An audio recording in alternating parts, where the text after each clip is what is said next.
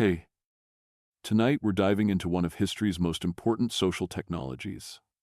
Not agriculture itself, not the invention of the wheel, not even writing, though that's close.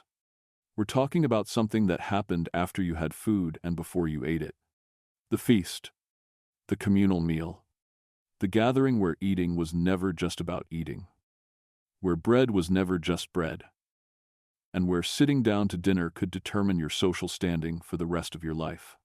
For the next hour or so, we're going to watch, very slowly, as ancient Mesopotamians turned dinner into diplomacy, bread into blessing, and beer into bureaucracy. We're going to explore why you wouldn't survive a single meal in ancient Mesopotamia. Not because the food would kill you, though food poisoning was certainly a risk, but because every bite was a contract, every cup of beer was a bond, and every moment at the feast was a performance where one wrong move could destroy your family's reputation for generations. If you're enjoying this, a quick like or subscribe would be amazing. I'm always curious where you're all listening from. So, drop a comment with your location. It's wild seeing people from Australia and Norway on the same video. Alright, let's ease into this together.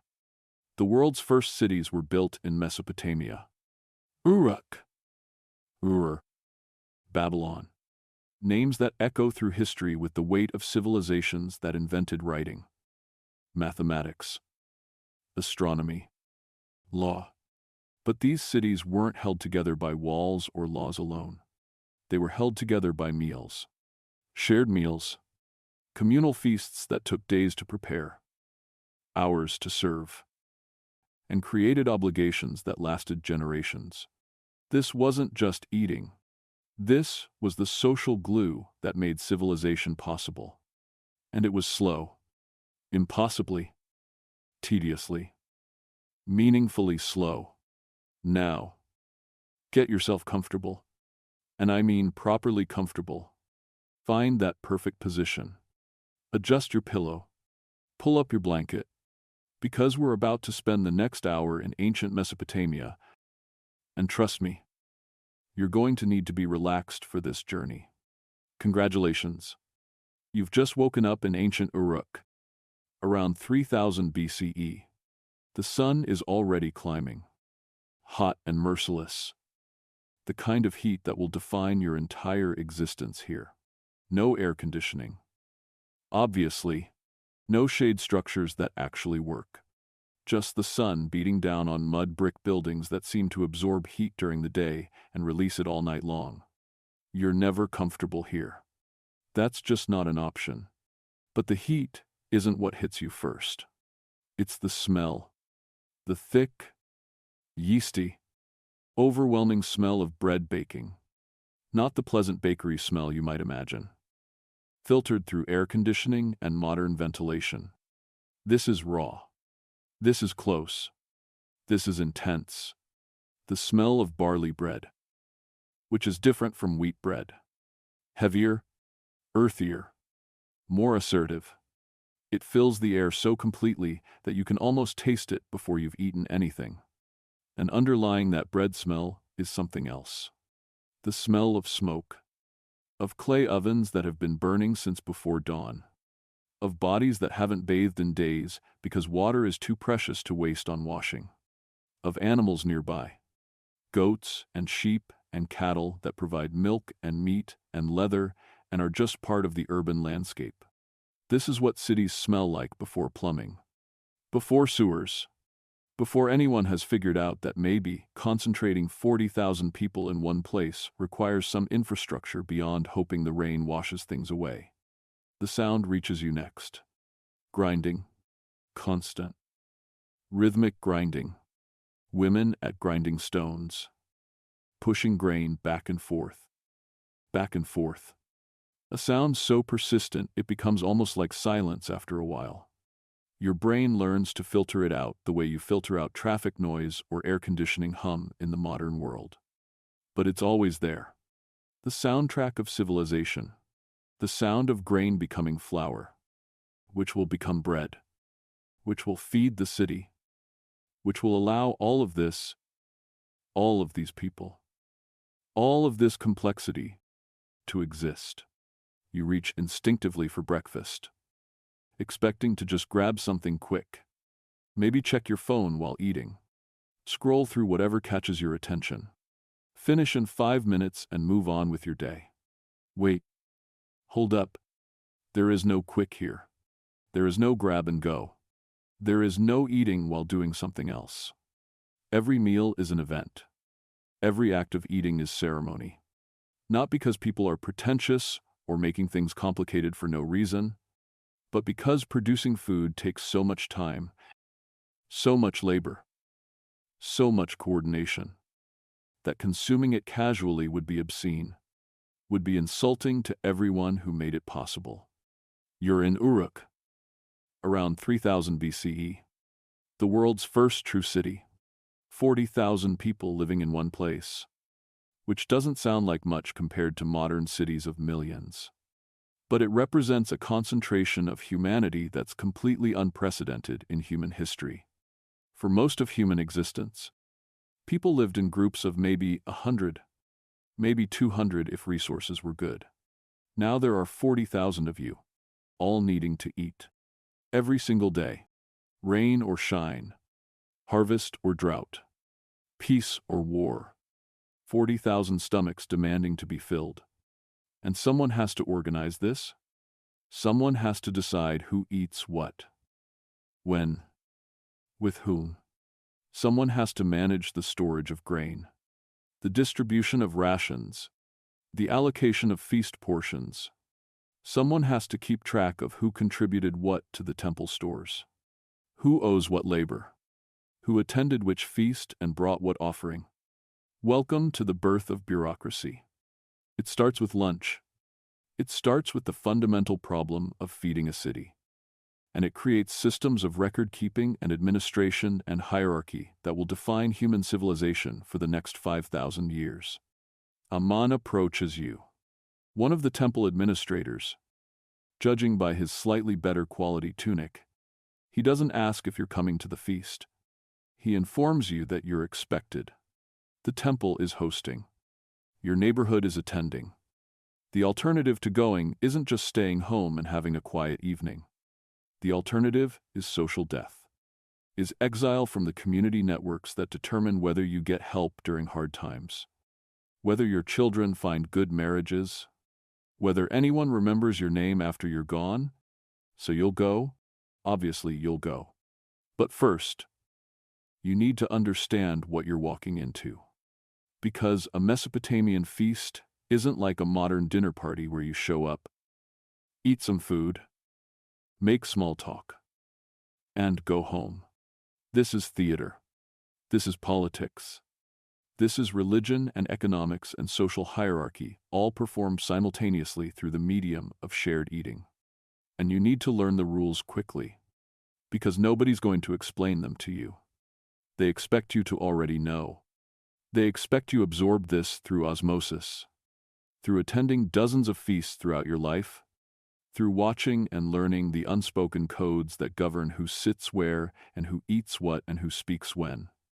But you didn't absorb this, because you're not from here. So, let's back up. Let's start with how this feast came to exist. Because feasts don't just happen. They don't spontaneously generate from goodwill and surplus food. They accumulate, like water collecting in a basin. Drop by drop. The feast gathers ingredients and labor and anticipation over days that stretch into weeks for major celebrations. The preparation began 3 days ago, maybe 4. The exact timing depends on the scale of the feast, the importance of the occasion, the resources available. For a major temple feast like the one you're about to attend, 3 days minimum, 3 days of work by dozens of people, all coordinating their efforts, all contributing labor that they'll expect to be reciprocated at some future feast they host or attend. It started with the grain. Barley. Mostly, barley is what grows here. In this hot, Dry climate with irregular rainfall and soil that's salty from millennia of irrigation. Wheat would be better.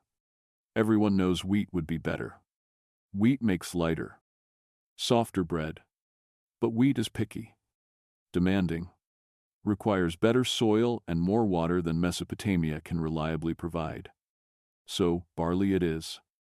Barley bread, barley beer. Barley as the foundation of every meal and every feast and every social obligation. The grain comes from temple storage. Massive pithoi.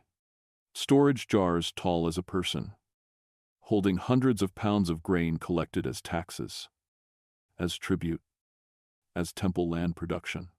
The temple controls the grain supply, which means the temple controls the city. It's not complicated. Whoever has the food has the power. The rest is just details. Women, primarily women, though some enslaved men too. They began grinding this grain into flour 3 days ago. And you need to understand what grinding grain actually means. Because it's not like putting wheat into a modern mill and getting flour in seconds. It's pushing grain between stones. Upper stone, lower stone, push forward. Grain crushes, pull back, push again. Grain crushes more. Do this for hours. For an entire day, if you're preparing feast quantities. Your arms ache. Your back screams. Your hands develop calluses on top of calluses. And the pile of flour grows with glacial slowness. Imagine spending 4 hours pushing grain between stones. Back and forth. Back and forth. The motion so repetitive it becomes automatic. Your mind going somewhere else entirely just to cope with the tedium. Your arms move. Your back bends and straightens. But your thoughts are elsewhere. On your children, on your husband who may or may not come home from the irrigation project he's working on the neighbor who insulted you last week, on anything except the grain turning slowly. So slowly. Into flour. And this is just for bread. Just for the foundation of the feast. The thing people will barely notice because it's so fundamental to every meal. Bread isn't special. Bread is expected. Bread is what you eat when there's nothing else to eat, and what you eat when there's everything else to eat. Bread is air. Is given. Is so basic that its absence would be shocking, but its presence passes without comment. 4 hours of grinding produces enough flour for maybe 20 loaves of bread. This feast will need 200 loaves. Do the math. 40 hours of grinding. Bread across multiple women. Over multiple days. It's manageable. Barely. But it's also just one component. While the grinding happens, other preparation proceeds in parallel. The beer. We need to talk about the beer. Because Mesopotamian feasts without beer aren't feasts. They're failures. Beer is more important than bread. Beer is currency. Is wages. Is offering to gods. Is social lubricant that makes hours of sitting with neighbors you've known your entire life somehow bearable. Beer is civilization in liquid form. And here's the thing. Making beer from barley takes at least a week. You start by sprouting the grain, getting it damp and keeping it damp while it germinates. While the grain begins the process of becoming a plant before you interrupt it. Dry it, grind it, and turn it into the malted grain that gives beer its flavor and its alcohol. This sprouting takes 3 days. Minimum. Then you dry it, grind it coarse. Not fine like bread flour. Mix it with water and dates for sweetness. And let it ferment. Fermentation takes time. No way around this. Yeast. Wild yeast that lives in the air and on everything. It needs to consume the sugars in the malted barley and the dates. Needs to produce alcohol and carbon dioxide. Needs to transform sweet grain water into actual beer. This takes 3 to 4 days if you're lucky, and the temperature is right and the yeast is vigorous. Longer if conditions aren't perfect. You cannot rush this. You can pray to the gods for good fermentation, and people do. But you cannot make it go faster through force of will. So the beer that will be consumed at this feast was started a week ago. Someone, probably a woman specialized in brewing, decided that a feast was coming and began the process. Sprouting grain, drying it, grinding it, mixing it, waiting, tasting periodically to make sure fermentation is proceeding correctly, that the beer isn't going sour or developing off flavors that would make it undrinkable. This tasting is an honor and a responsibility. Bad beer can kill people. Literally. Bacterial contamination. Botulism before anyone knew what botulism was. Organisms growing in the fermenting liquid that produce toxins fatal to humans. The taster puts her life on the line, or at least her stomach, testing beer to make sure it won't poison the feast attendees. She tastes, she waits a few hours. If she doesn't get sick, the beer is probably safe. Probably. It's not a perfect system, but it's the best system available in a world without microscopes or germ theory or any understanding of why food sometimes makes people sick and sometimes doesn't. We complain when the microwave takes 3 minutes to heat our food. We feel impatient when the oven needs to preheat. These people spent 3 days making beer. Not because they were inefficient or didn't value their time, because beer making, actual beer making from grain, requires time. Fermentation time. Waiting time. Time you cannot rush unless you want vinegar instead of beer. Or worse, toxic sludge that sends half the feast attendees home with violent illness. While grain was being ground and beer was fermenting, other preparations proceeded. Fish needed to be caught. Not yesterday. Not 2 days ago. Today, this morning, before the sun got too hot and the fish started to spoil in the heat. Fishermen working the Euphrates, casting nets, pulling in catches, rushing them to the temple before decomposition began. Fresh fish at a feast means coordination, means labor, means someone stayed up all night fishing so that feast attendees could eat fish that tastes good rather than fish that tastes like death. Vegetables needed gathering. Onions, leeks, garlic, lentils from storage, dates from storage. Everything stored carefully in sealed vessels to keep out insects and rodents and the general decay that attacks anything edible in this climate. Someone had to inventory the storage, decide what to allocate for the feast, physically move heavy vessels from storage areas to preparation areas. More labor, more time, more coordination. And through all of this, the heat, the relentless, crushing heat that makes every physical task twice as exhausting.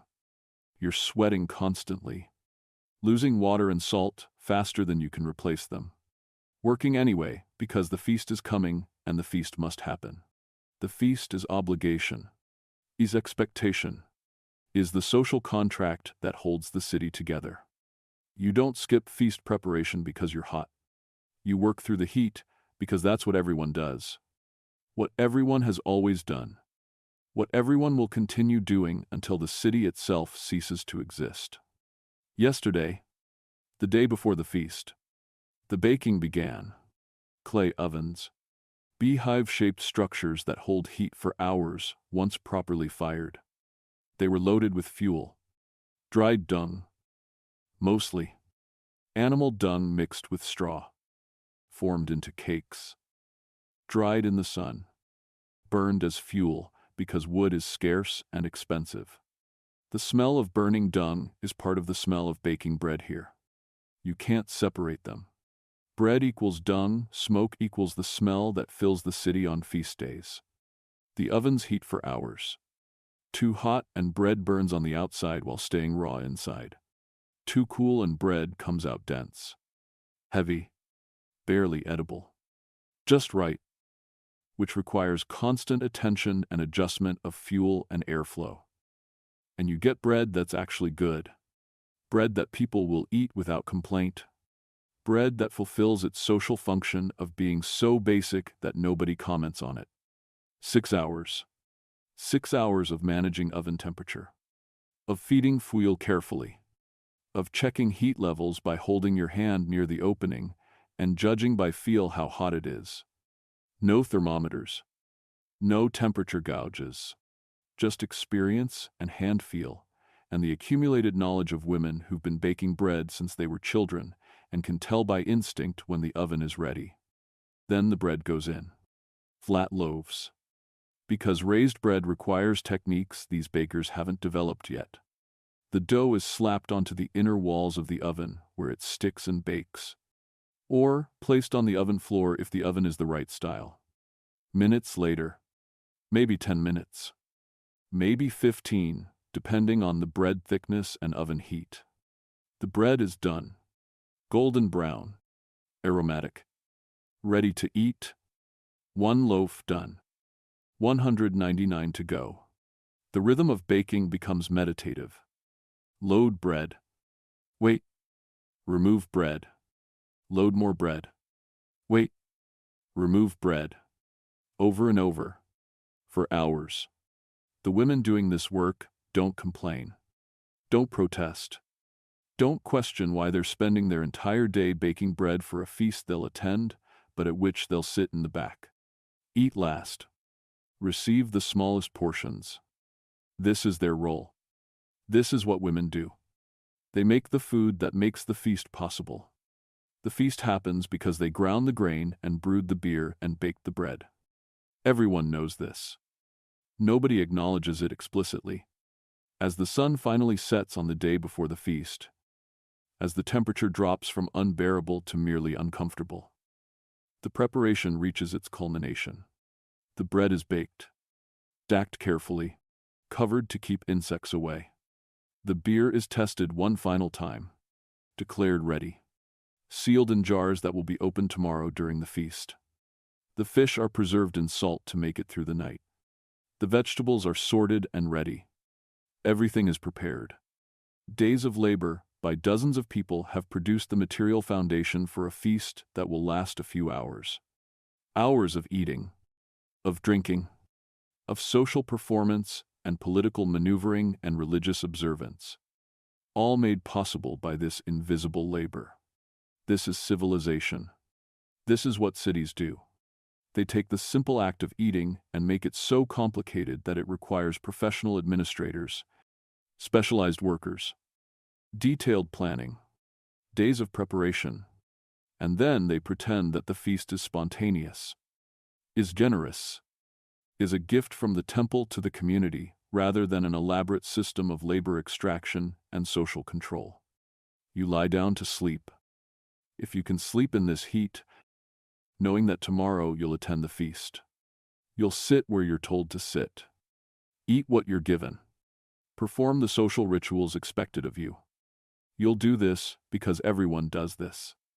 Because the alternative isn't rebellion or resistance. The alternative is exile, is being cut off from the social networks that make survival possible in a city of 40,000 people. As you drift towards sleep, you hear, faintly, the sound of grinding stones. Someone is still working, still grinding grain. Because there's always more grain to grind, more bread to make, more feasts to prepare for. The work never ends. The obligations never cease. This is the price of civilization. This is what it costs to live in a city, to be part of something larger than yourself, to participate in the complex web of relationships and duties and expectations that makes urban life possible. And tomorrow, at the feast, you'll see the result. You'll see what all this labor produces. You'll see the social machine in action, converting grain and fish and beer into relationships, into hierarchy, into the invisible structures that organize 40,000 people into something resembling a coherent society. You'll see it. You'll participate in it. You'll contribute to it. And then, in a few months, you'll do it all again. Because the feast is never one feast. It's an endless cycle of preparation and performance and obligation, repeated over and over, generation after generation, until the cycle itself becomes culture, becomes identity, becomes the way things are done and have always been done and will always be done. The grinding stones fall silent. Finally, someone has ground enough flour. For now, tomorrow the work begins again. But tonight, for a few hours, there's rest. Tomorrow, there's the feast. Tomorrow, you'll learn what it actually means to eat in ancient Mesopotamia.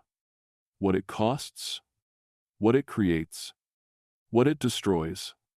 Tomorrow, you'll understand why civilizations are built on bread and beer, and the whispered rituals that transform eating into obligation. Morning arrives not gently but insistently. The sun doesn't ease into the sky here. It climbs fast and hot, announcing its presence with heat that penetrates the mud brick walls of your shelter before you've fully opened your eyes. You've been awake for a while already, lying still, reluctant to begin the day, because beginning the day means attending the feast, and attending the feast means performing, constantly performing, for hours, in the presence of everyone who matters in your social world. You rise because everyone rises, because staying home isn't an option, and even if it were, the social cost would follow you for months, years, possibly. The woman who didn't attend the temple feast, the family that thought themselves too good, or too aggrieved, or too something to participate in communal obligations. That story would be told and retold until it became part of your identity, eclipsing everything else about you.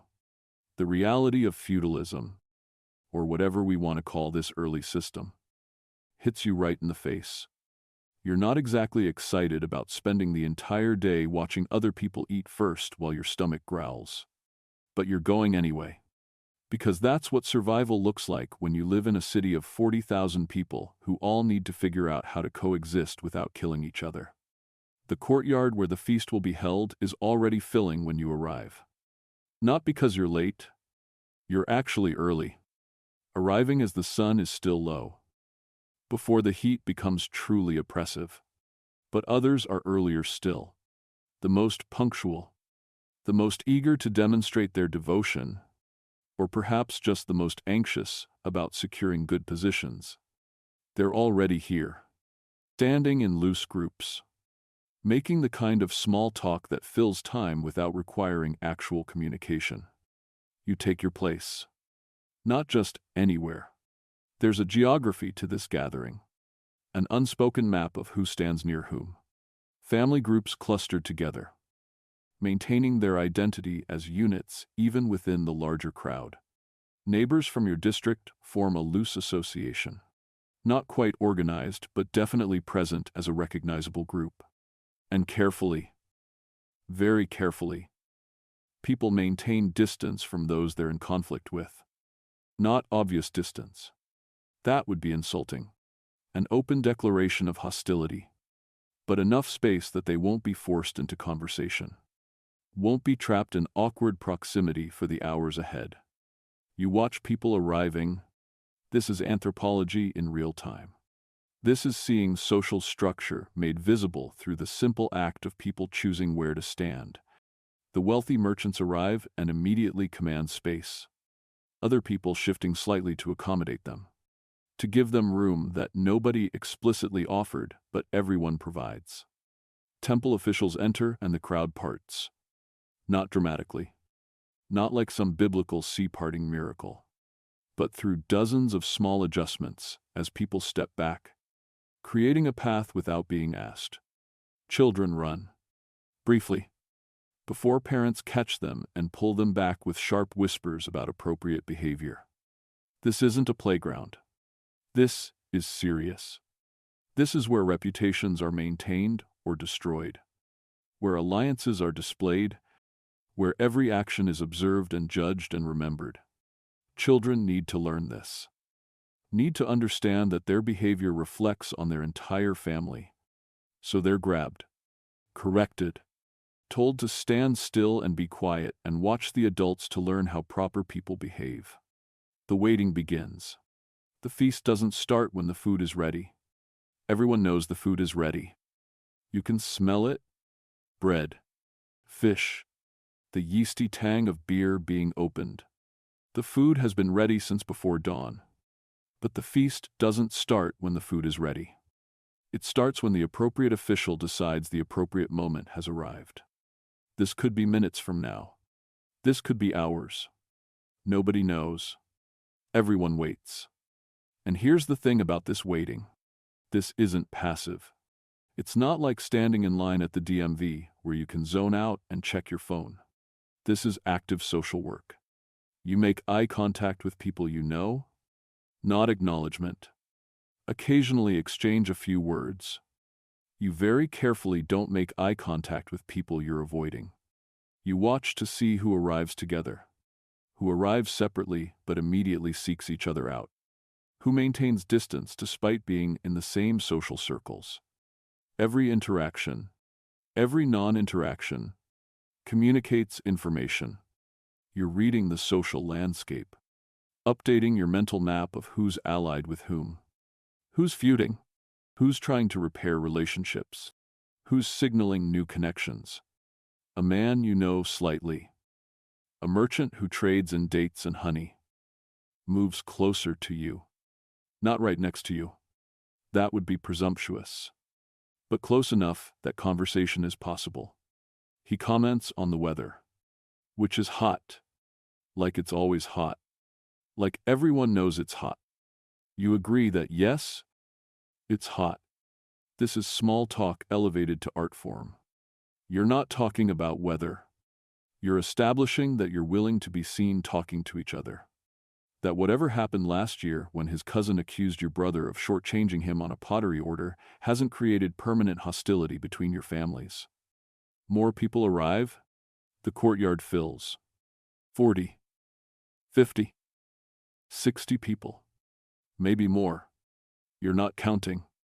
Nobody's counting. But you're aware of the density, of the way the crowd is reaching capacity, of how much longer you'll be able to maintain personal space before the crush becomes uncomfortable. And still, you wait. The sun climbs higher. The heat intensifies. People are sweating now, shifting their weight from foot to foot, banning themselves with whatever's available. The excitement of arrival has faded into the tedium of waiting. But nobody complains. Complaining would mark you as impatient, as disrespectful of the temple's timing, as someone who prioritizes personal comfort over communal obligation. So you stand, you sweat, you wait. Finally, movement at the front of the courtyard. A priest emerges from the temple proper, dressed in his ceremonial garments, carrying a vessel. Not just any vessel, the expensive one, the one reserved for ritual use. Made by the best potter in the city and marked with symbols that identify it as temple property. This is the libation vessel. This is how the feast will begin. Not with eating, but with offering. The crowd quiets immediately. The chattering stops. Parents grab children more firmly. Everyone turns their attention to the priest. He stands at the small altar, raises the vessel, and begins to chant. In Sumerian, which is ancient even now, a liturgical language that few people actually understand conversationally, but everyone recognizes as the language of ritual, of communication with the divine. The words wash over you. You don't understand them. Not really. You know this is a hymn to Inanna, the goddess of fertility and war, and a dozen other things, including apparently feasts. The goddess who ensures abundance, who makes the barley grow, who blesses the beer with fermentation, who watches over communal gatherings and either smiles or frowns depending on whether proper respect has been shown. The priest is invoking her, asking her blessing, offering her the first portion of the feast that's about to begin. He pours beer from the vessel onto the ground. Expensive beer. beer that cost 3 days of labor to make, beer that could feed, or rather, intoxicate several people. It soaks into the earth in seconds. The goddess has received her portion. Or, the ground has received beer, while everyone pretends it's gone to the goddess. Either way, the ritual is complete. The invisible beings who supposedly govern the cosmos have been honored. Now the humans can eat. But wait, there's more ritual first. Because of course there is. A priest brings forward a loaf of bread. Not ordinary bread. Special bread. Made with the finest flour, sifted multiple times to remove any bran or coarseness. Baked in a special mold that gives it a shape that signifies its sacred purpose. This bread probably took 8 hours to make from start to finish. 8 hours for one loaf. And it's being placed in front of a statue. A statue of Inanna, gold-plated, wearing elaborate jewelry, seated in a position of honor at the head of the courtyard. Everyone bows. You bow. You watch the statue. The statue does not eat the bread. This doesn't surprise anyone. Nobody actually expects the statue to eat. But the ritual requires the offering, requires the performance of presenting food to the divine before humans can consume it. The bread will sit there for the duration of the feast. And then later, much later, priests will consume it. Because food offered to gods can't just be wasted, can't be thrown away. So it passes to the priests who serve as intermediaries between human and divine. The waiting continues, but now with a different quality. Now you're waiting not for the feast to begin, but for your turn to eat. Because eating doesn't happen all at once. Eating happens in waves, in carefully orchestrated order, in a sequence that makes visible the entire social hierarchy of the city. The priests eat first. This surprises no one. They're closest to the gods. They organize the feast. They control the food supply. Of course they eat first. They seat themselves. Or rather, they were already seated. On actual chairs, which is luxury most people never experience. Chairs are expensive, are marks of status, are furniture that announces important people sit here. Servants bring them food. And what food? Meat, which most people see maybe once a month if they're lucky. Roasted goat, the smell making your mouth water despite the heat. Despite the long wait. Despite everything. White bread, that specially sifted bread that's soft and light and takes twice as long to make as regular bread. Date wine, which is expensive, which is imported, or at least made from imported dates, which is sweet and strong and signals wealth and connections. They eat slowly, not because the food is too hot or they're not hungry, but because eating slowly is dignified. Rushing would be undignified, would suggest they're peasants who don't know better, who grab at food like animals. So they eat with deliberate slowness, taking small bites, pausing between mouthfuls, conducting quiet conversations while they eat, performing their status through the unhurried consumption of the best food available. You watch this. Everyone watches this. This is part of the feast. Watching the hierarchy made visible through food distribution. You're not resentful. Exactly. You're not shocked or outraged. This is how things work. This is how things have always worked. Priests eat first and best. That's the price of their intercession with the gods. Their management of temple resources.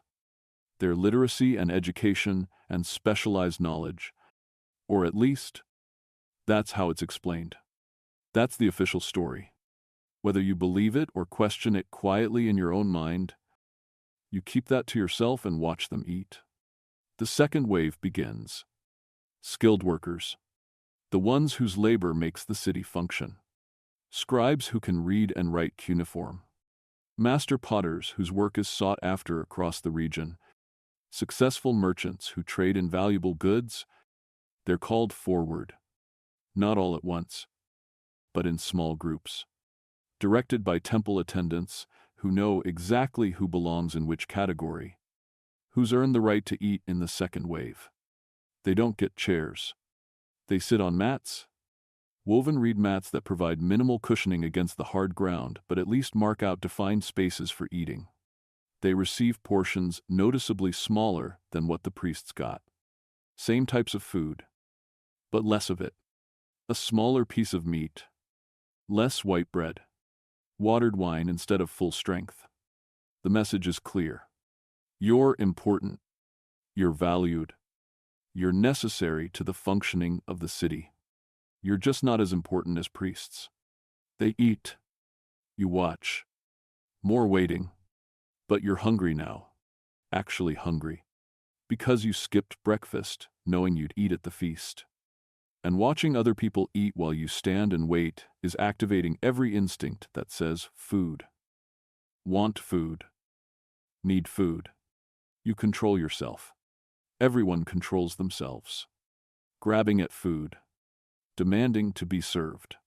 Showing visible signs of hunger-driven impatience. These would all be terrible breaches of proper behavior. The third wave. This is where you are. The broad middle of urban society. People who work with their hands but aren't enslaved. People who own small amounts of property. People who participate in city life without controlling any significant portion of its resources. The majority, the people who make everything work through the aggregate of their small contributions. You're called forward. You sit on the ground. No mats for this group. The ground is hard, is dirty, is uncomfortable. You sit anyway, because sitting means you're about to eat. Finally, after hours of standing and waiting and performing patience, you don't entirely feel around you. Your neighbors do the same. Family groups staying together, sitting in loose clusters, maintaining their identity even in this mass seating. Food arrives, not brought by servants, not individually served, but set out in communal vessels, large bowls of lentil stew, thick with onions and garlic and herbs that make it actually taste good despite being made from the cheapest ingredients available. Bread. Good bread. Brown bread made from barely sifted flour. Still delicious. Still warm. Still the staff of life that makes everything else possible. Beer. Plenty of beer. In large jars with long reed straws sticking out. And fish. Not the choicest cuts. Not the fatty portions that went to higher status diners. But fish nonetheless. Protein. Flavor. Variety. The fish is salty from preservation. Is a bit tough from being caught yesterday rather than this morning. But it's fish. It's food. And you're hungry enough that it tastes wonderful. You eat with your hands. There are no utensils. Forks won't be invented for thousands of years. Spoons exist but aren't provided for communal feasts. You tear bread. Use it to scoop lentils. Grab chunks of fish with fingers that will be oily and sticky for hours. Everyone around you does the same. This isn't gross by local standards. This is normal. This is how humans eat. The idea that touching food with your hands is somehow wrong or dirty would seem bizarre here. How else would you eat? How else would you know the temperature, the texture, the readiness of food except through direct touch? The pace of eating is different here than in the higher waves. People eat faster, more eagerly, with less performance of dignity and more simple satisfaction at finally getting food. Not rushing. Exactly. But not dawdling either. You eat steadily, substantially, filling your belly with bread and lentils and beer. The beer is good, better than you expected. Whoever brewed this batch knew what they were doing. It's smooth, slightly sweet from dates, with that distinctive barley flavor that makes you feel connected to the land, to the grain, to the fundamental cycle of planting and harvesting that makes everything here possible. Around you, conversations begin.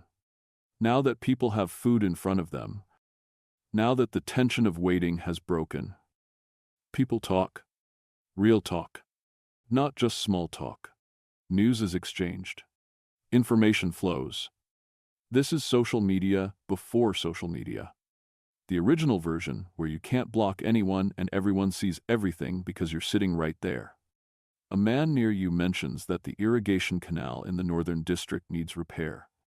Several people respond with their observations about water flow, about silt buildup, about whether the temple will allocate labor for the repair or whether neighborhoods will have to organize their own work parties.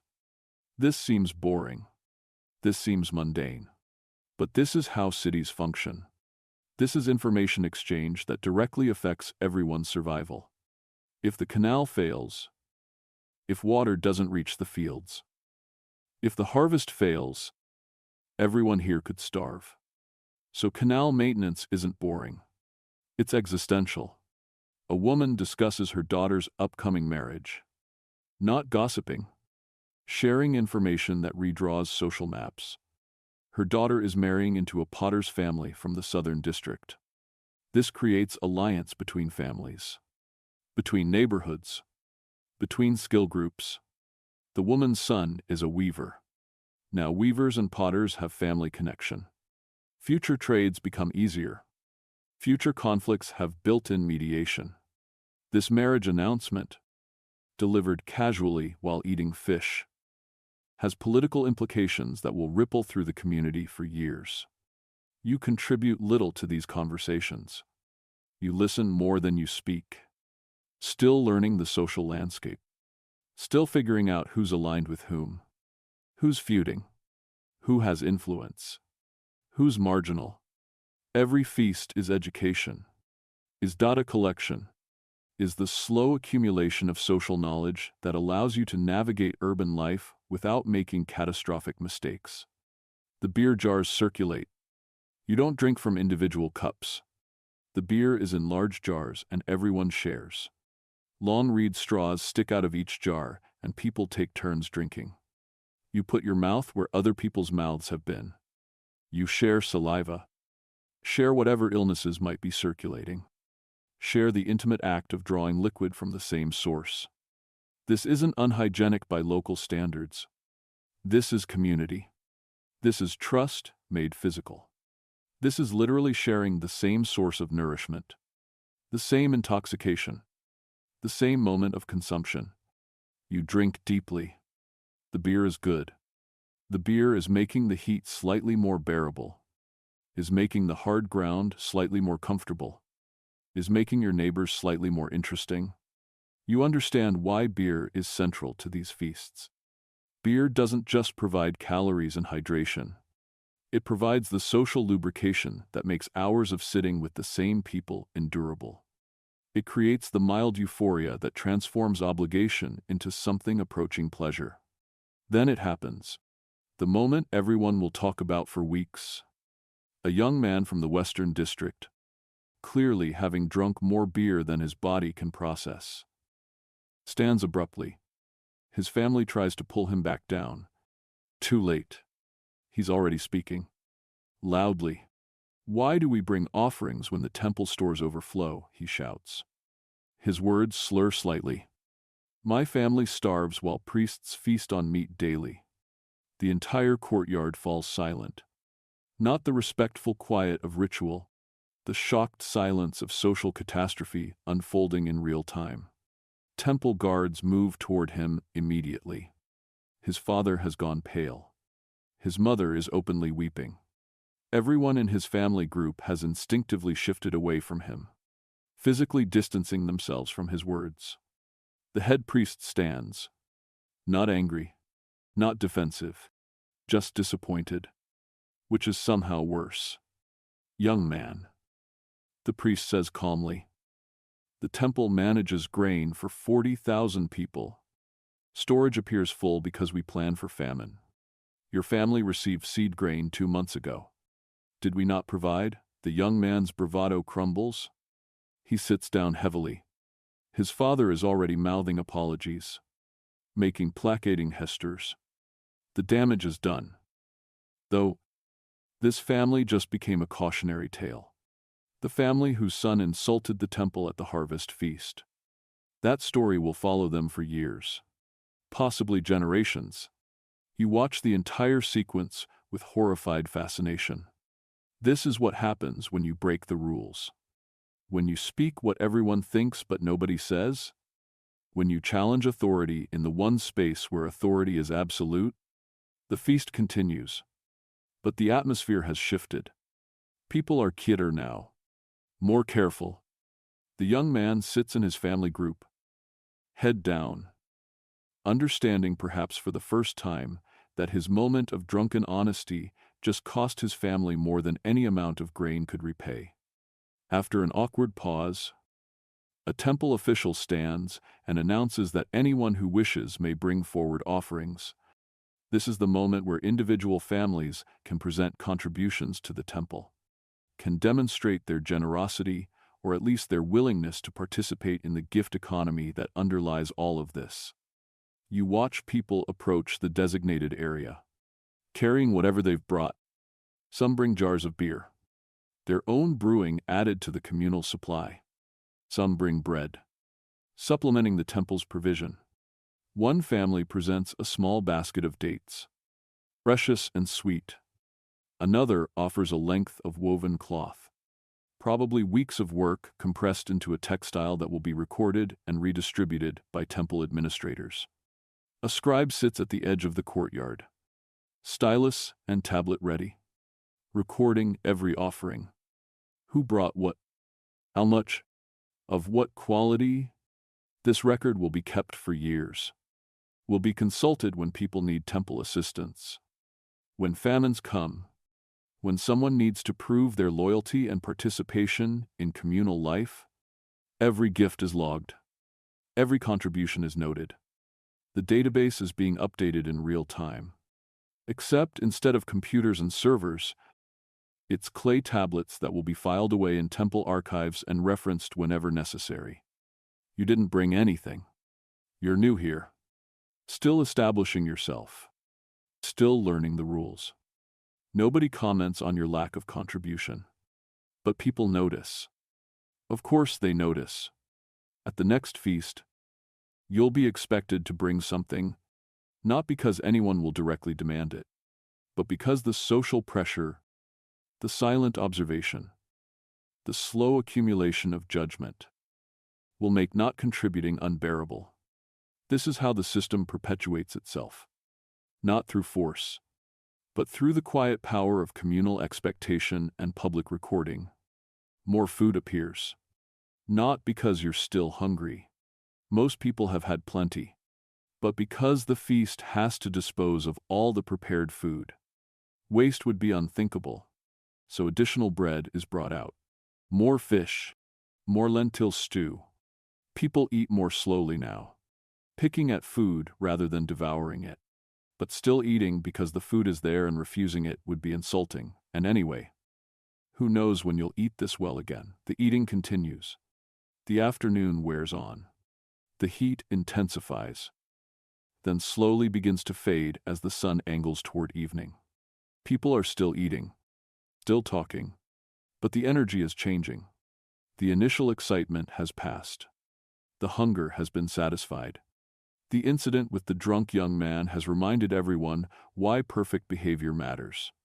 Now it's just the long middle of the feast.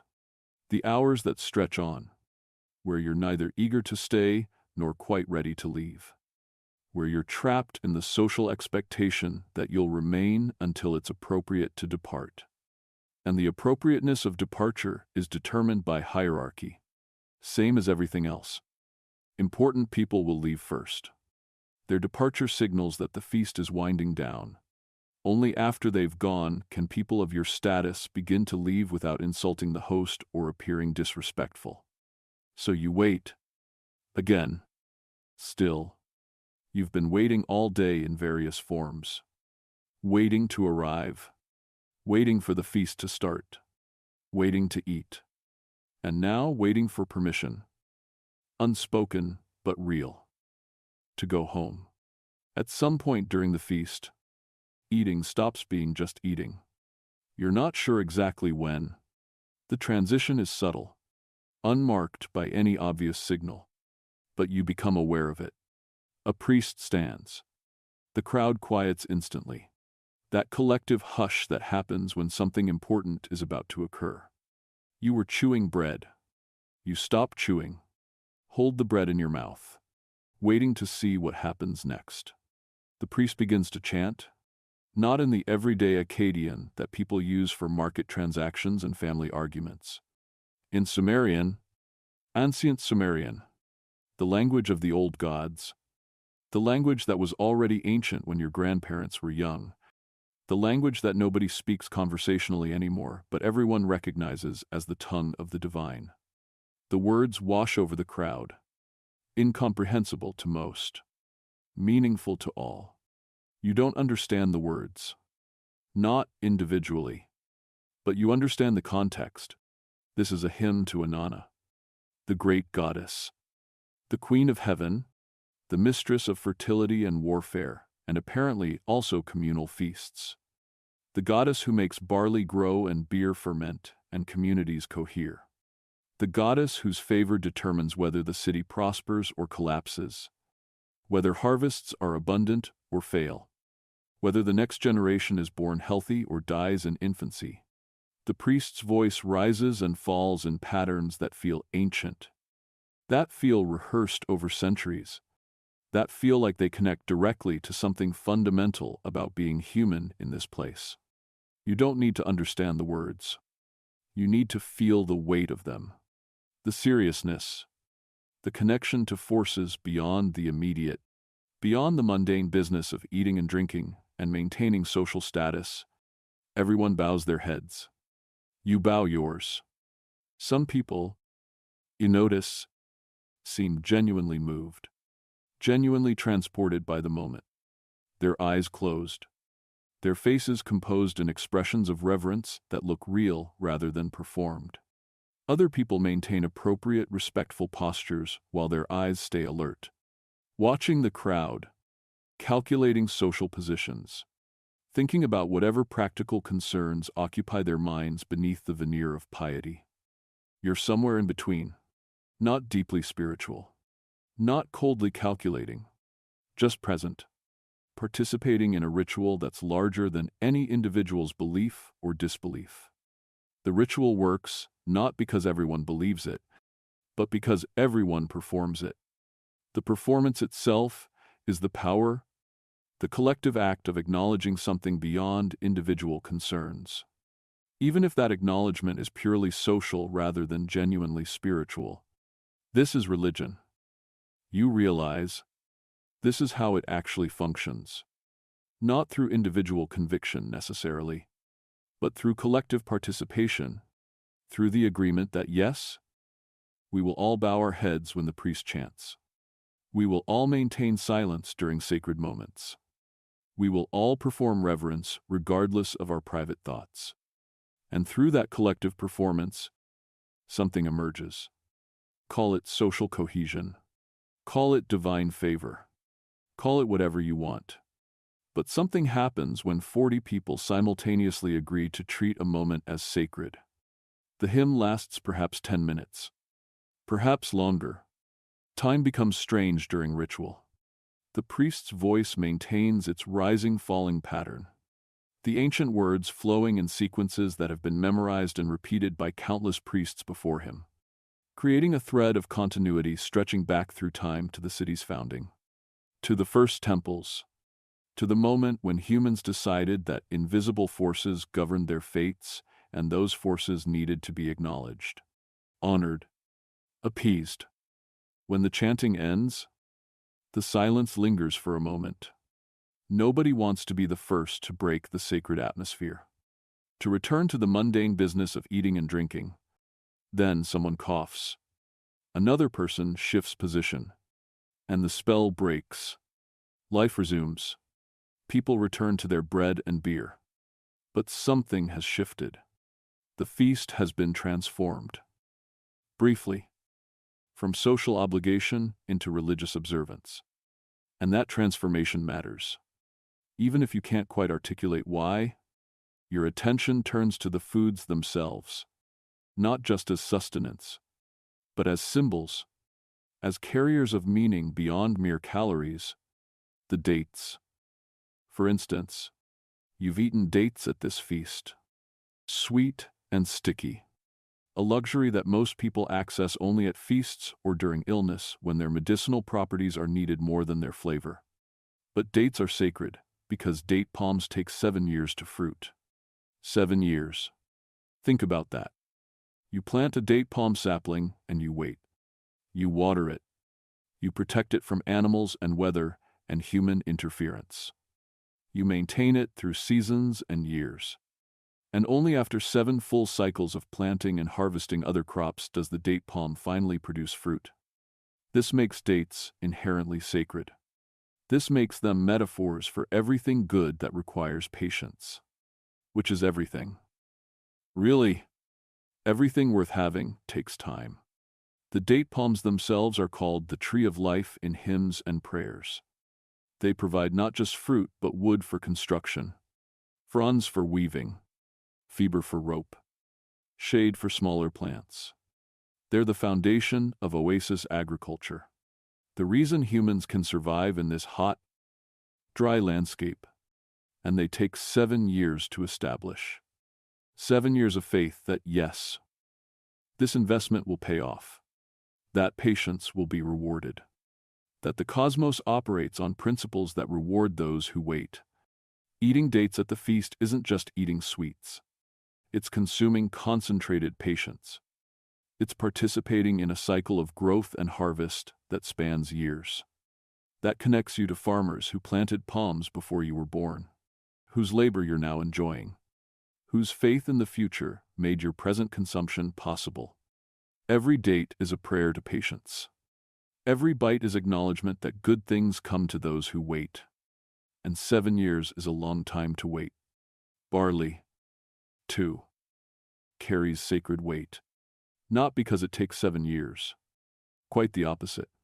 Barley is fast. Barley grows in a single season. Plant in autumn. Harvest in spring. But barley is sacred for different reasons. Barley is the reason cities exist. Barley grows here when wheat won't.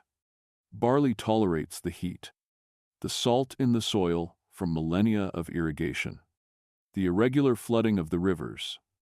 Barley is reliable in a way that wheat isn't. Wheat is better. Everyone agrees. Wheat makes lighter bread. Softer bread. Bread that doesn't sit heavy in your stomach. But wheat is picky. Wheat demands conditions that Mesopotamia can't consistently provide. So barley it is. Barley bread. Barley beer. Barley as the foundation of everything. You're not eating bread when you eat barley bread. You're consuming compressed civilization. You're eating the grain that made cities possible. That allowed 40,000 people to live in one place. That created the agricultural surplus that freed some people to become priests and scribes and potters instead of everyone being farmers. Barley is the reason you exist in this city, rather than living in a small agricultural village, growing your own food. Barley is the foundation. Everything else builds on barley. The fish you ate carries its own significance. Fish from the Tigris and Euphrates. The twin rivers that define this land, that make agriculture possible through their flooding, that provide water for irrigation and drinking and the occasional bath. Fish are abundance made visible. Fish require no planting, no cultivation, no harvest labor. They simply exist in the rivers, free food for anyone with nets and time. But fresh fish at a feast signals more than just protein availability.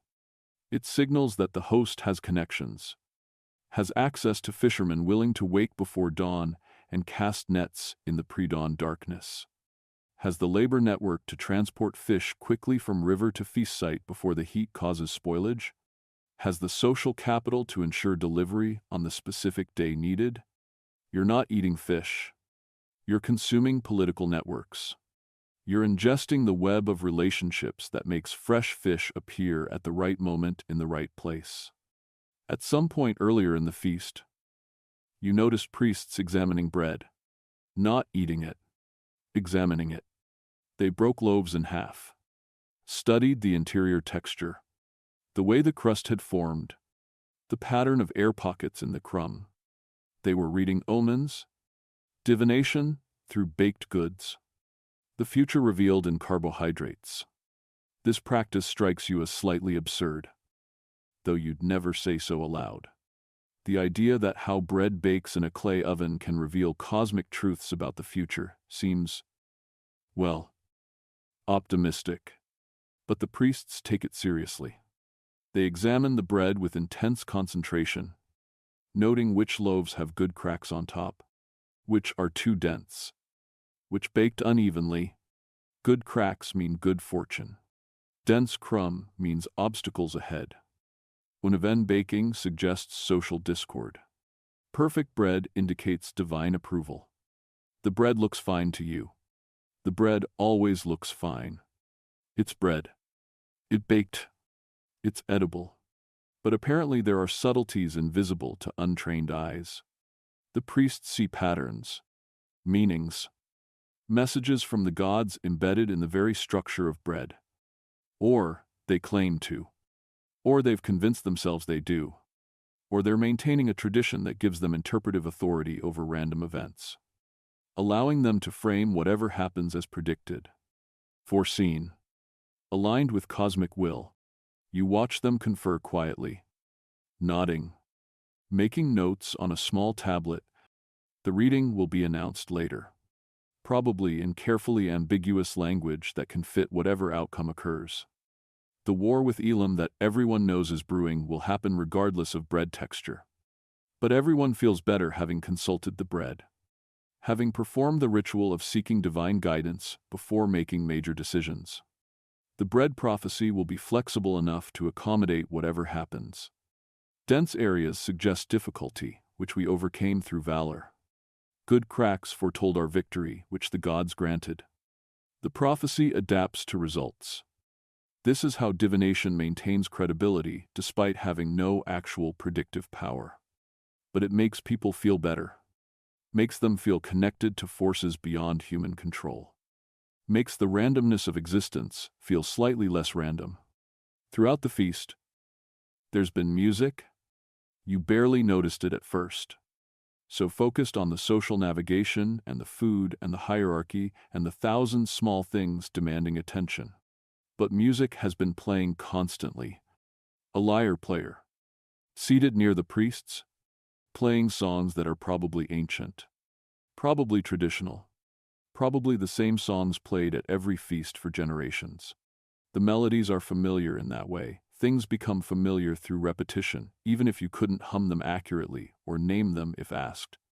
The songs are about gods, about heroes, about proper behavior and cosmic order, about the great flood that supposedly happened generations ago, about Gilgamesh and his quest for immortality, about Inanna's descent to the underworld and return.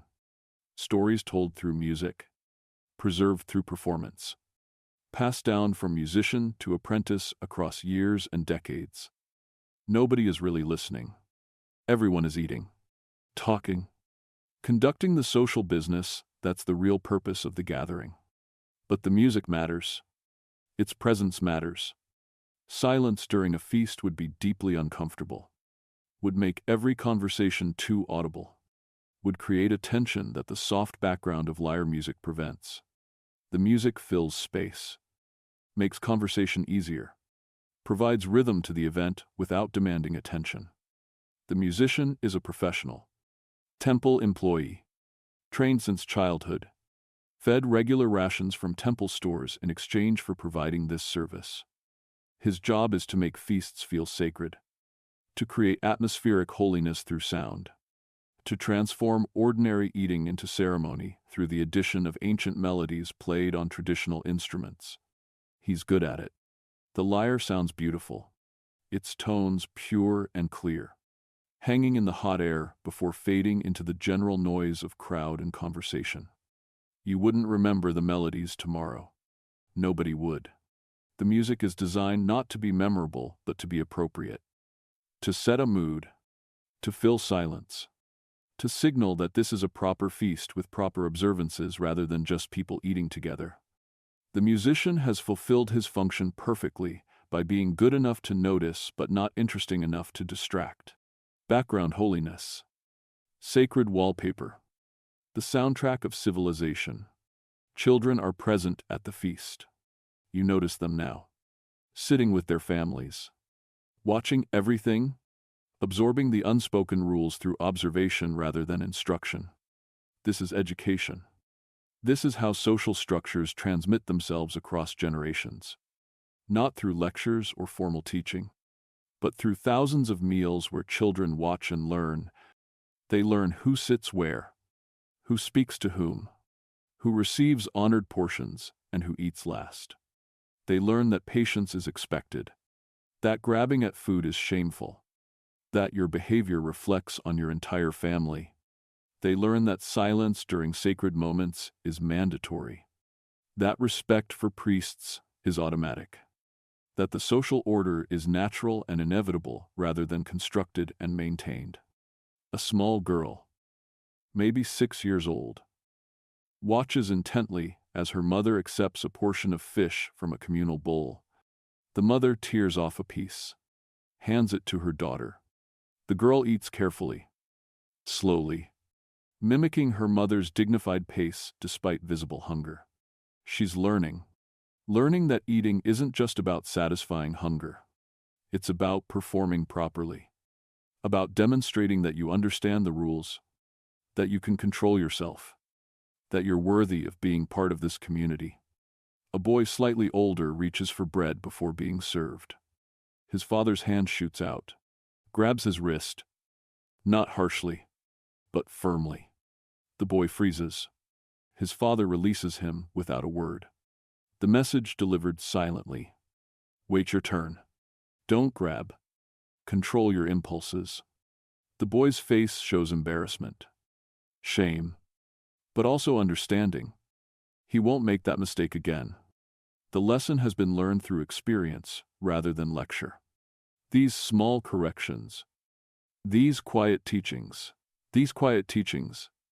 they shape how these children will behave as adults. They're learning hierarchy viscerally, not as abstract concept but as lived reality. Their bodies are learning where they fit in the social order. What behaviors bring approval? What brings correction? By the time they're adults, these rules will feel natural, will feel like common sense rather than arbitrary social construction. That's the power of this kind of education. It doesn't feel like teaching. It feels like discovering truth. As the afternoon deepens and the feast continues its slow progression toward evening, you find yourself reflecting on the strange dissolution of boundaries. The sacred and the mundane have blurred so completely that separating them feels impossible. You've eaten bread and fish. You've also participated in religious ritual, demonstrated social compliance, renewed communal bonds, transmitted cultural values to the next generation. These aren't separate activities. They're all happening simultaneously, inseparably. The feast is theater, is education, is religion, is politics, is all of these at once, none quite separable from the others. And somehow this works. This messy, complicated, overlapping system of meaning-making actually functions to hold a city together, to organize 40,000 people into something resembling a coherent society. It's not elegant. It's not efficient by modern standards. But it works. It works well enough that cities survive, that populations grow, that civilization itself becomes possible. The sun is lowering now, the heat beginning its slow retreat. The endless afternoon finally approaching evening. People are tired, sated, ready for this to be over, but trapped in the social necessity of remaining until the proper moment for departure. You think about what you've witnessed, what you've participated in, a meal that was never just a meal, a gathering that served dozens of functions simultaneously. A performance where everyone knew their role and played it with varying degrees of sincerity but consistent commitment to the form itself. This is civilization. Not the monuments or the laws or the great works that historians will remember. But this, the feast, the gathering, the slow conversion of food into meaning, the patient construction of social order through thousands of shared meals where people sit together and eat together and agree, tacitly, that yes, this is how things are done. This is who we are.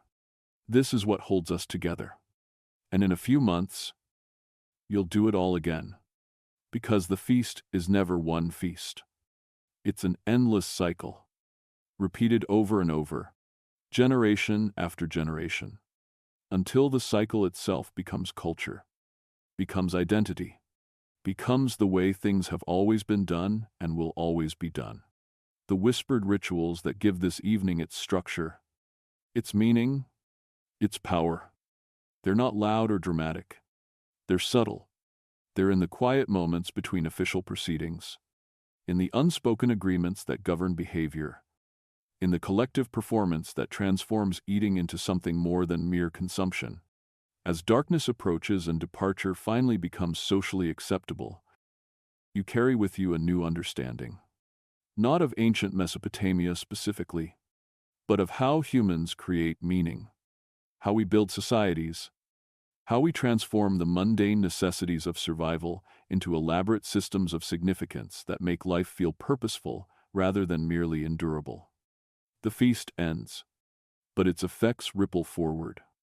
In obligations created, in relationships reinforced, in lessons learned by children who will grow up to teach their own children these same whispered rituals, these same quiet performances, these same ways of being human together in cities too large for everyone to know everyone else.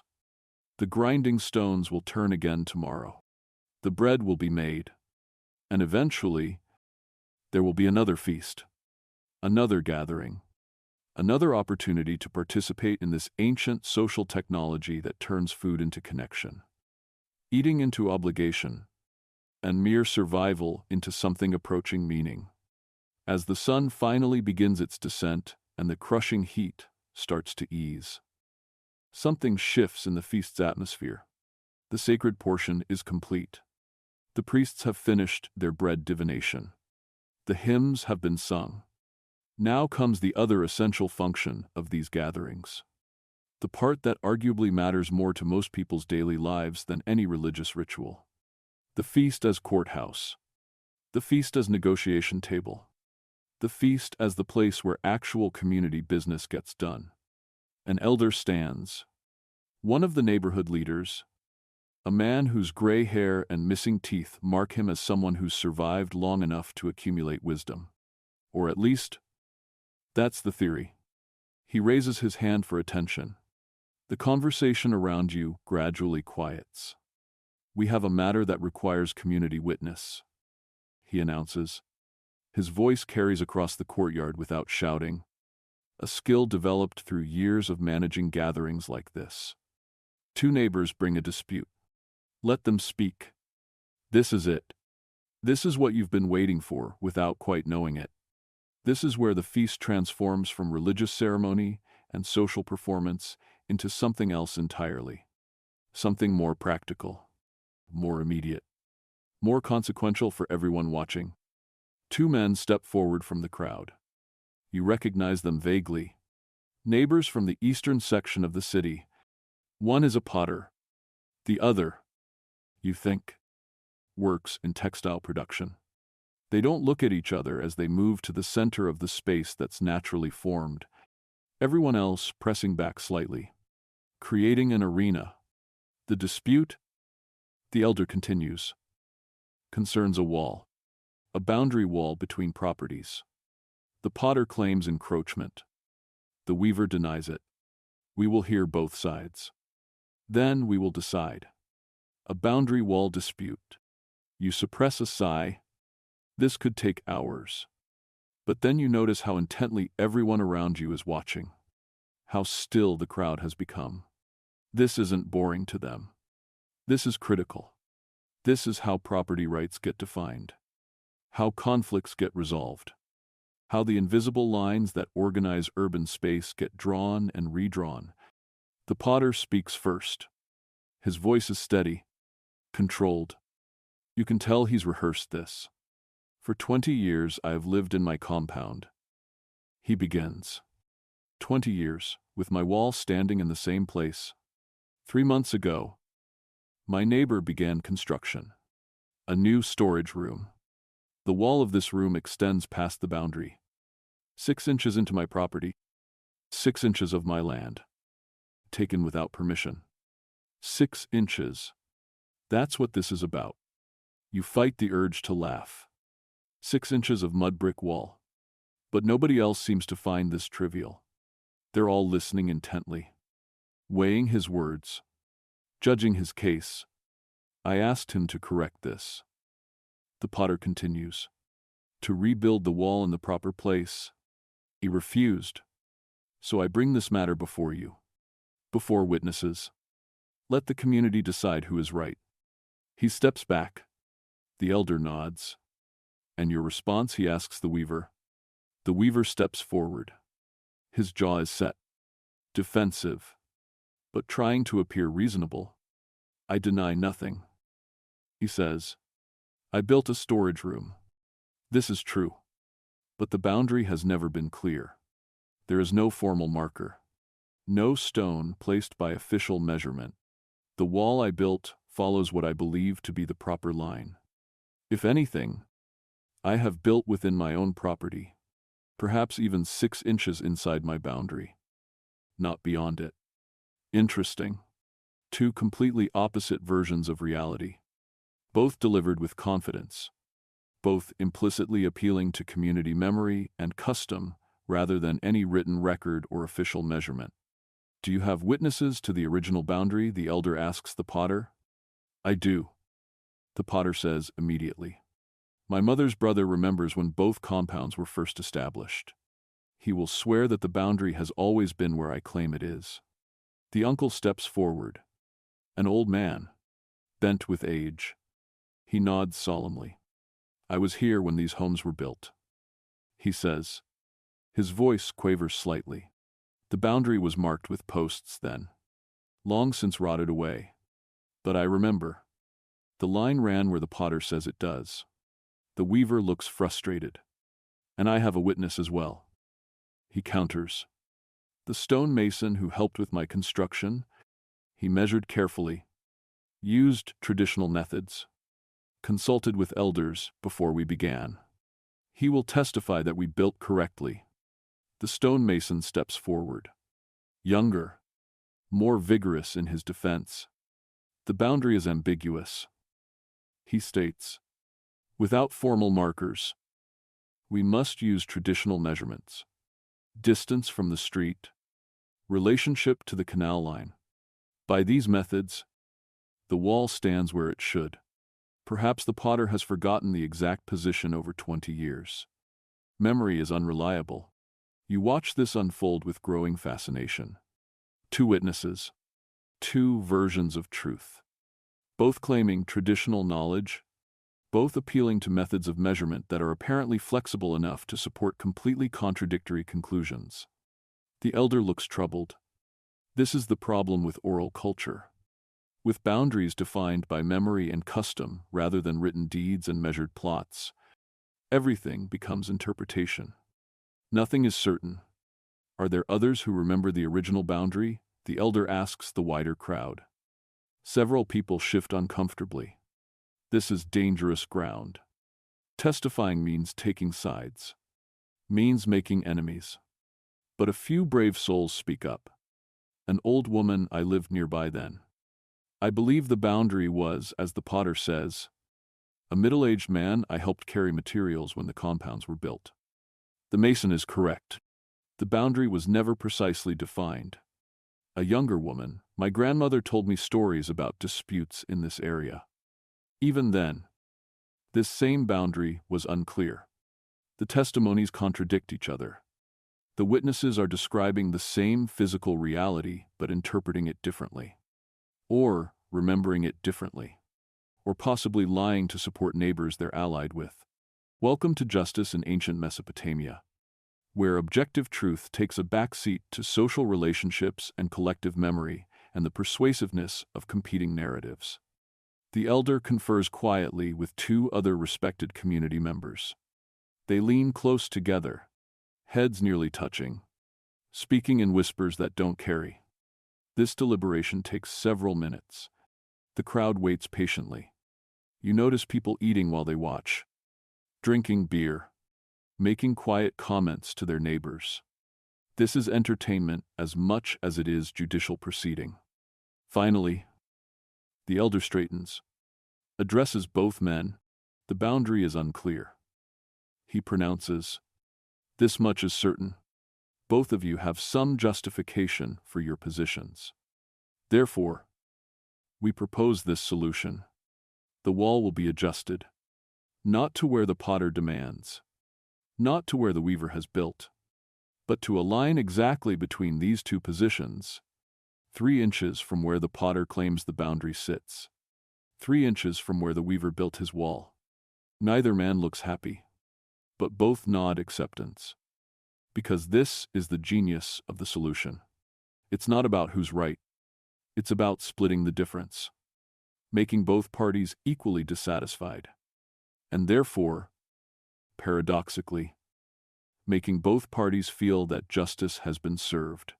The boundary will be formally marked. The elder continues. Stones set in the ground.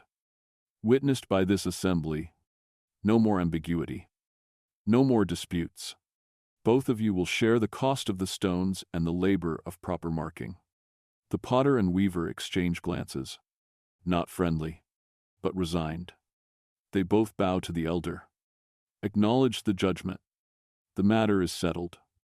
The crowd erupts in soft murmurs of approval, not because anyone thinks perfect justice was achieved, but because conflict was resolved without violence, without permanent rupture, without one party being completely crushed. This is success in community terms. Peace maintained through compromise. You realize you've been holding your breath. The tension was greater than you'd noticed. The stakes higher than 6 inches of wall might suggest. Because this wasn't really about property. This was about precedent. About whether disputes could be resolved through community process. About whether trust in collective judgment remained viable. And it worked. The system worked. Not perfectly, but adequately, before anyone can fully relax. Another matter presents itself. Not a formal dispute this time, but something equally important in its own way. You notice 2 families sitting close together. Closer than coincidence would place them. They've been speaking quietly throughout the feast. And now their conversation is becoming more visible, more deliberate. Marriage negotiation. You recognize it, even though no formal announcement has been made. The body language, the careful attention, the way both families are simultaneously performing casualness while conducting the most serious evaluation of their lives. The families have a son and daughter of appropriate ages, maybe 16 or 17. Old enough to marry by local standards. The young people sit with their respective families, saying nothing, their opinions irrelevant to the negotiation unfolding around them. This isn't about them. Really, this is about alliance, about combining resources, about creating kinship where previously there was only neighborly connection. You watch the fathers, the mothers, the way they're assessing each other while pretending to discuss the weather, the harvest, the quality of the beer. But everyone nearby can see what's actually happening. And everyone watches peripherally while pretending not to. Your family is in textile production. The son's father asks casually, "For 3 generations," confirms the daughter's father. "My father's father established our reputation. We supply several merchants now. And yours, pottery." "I believe pottery." "Yes. Specializing in storage vessels. Large orders from the temple. Regular work. Reliable income. Translation: we're both established families. Both have economic stability. Both have something to offer in alliance.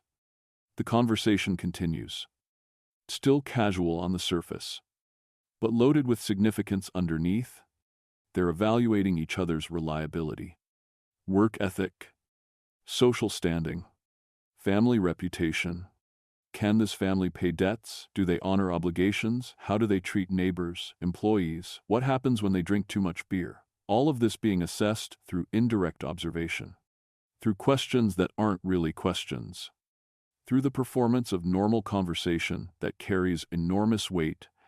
The mothers are conducting their own parallel evaluation, watching how the daughter carries herself, whether she's respectful, capable, healthy, whether the son seems strong, responsible, whether either young person shows signs of problems that might make marriage difficult. Neither the son nor daughter speaks. They sit quietly, occasionally glancing at each other when they think nobody's watching.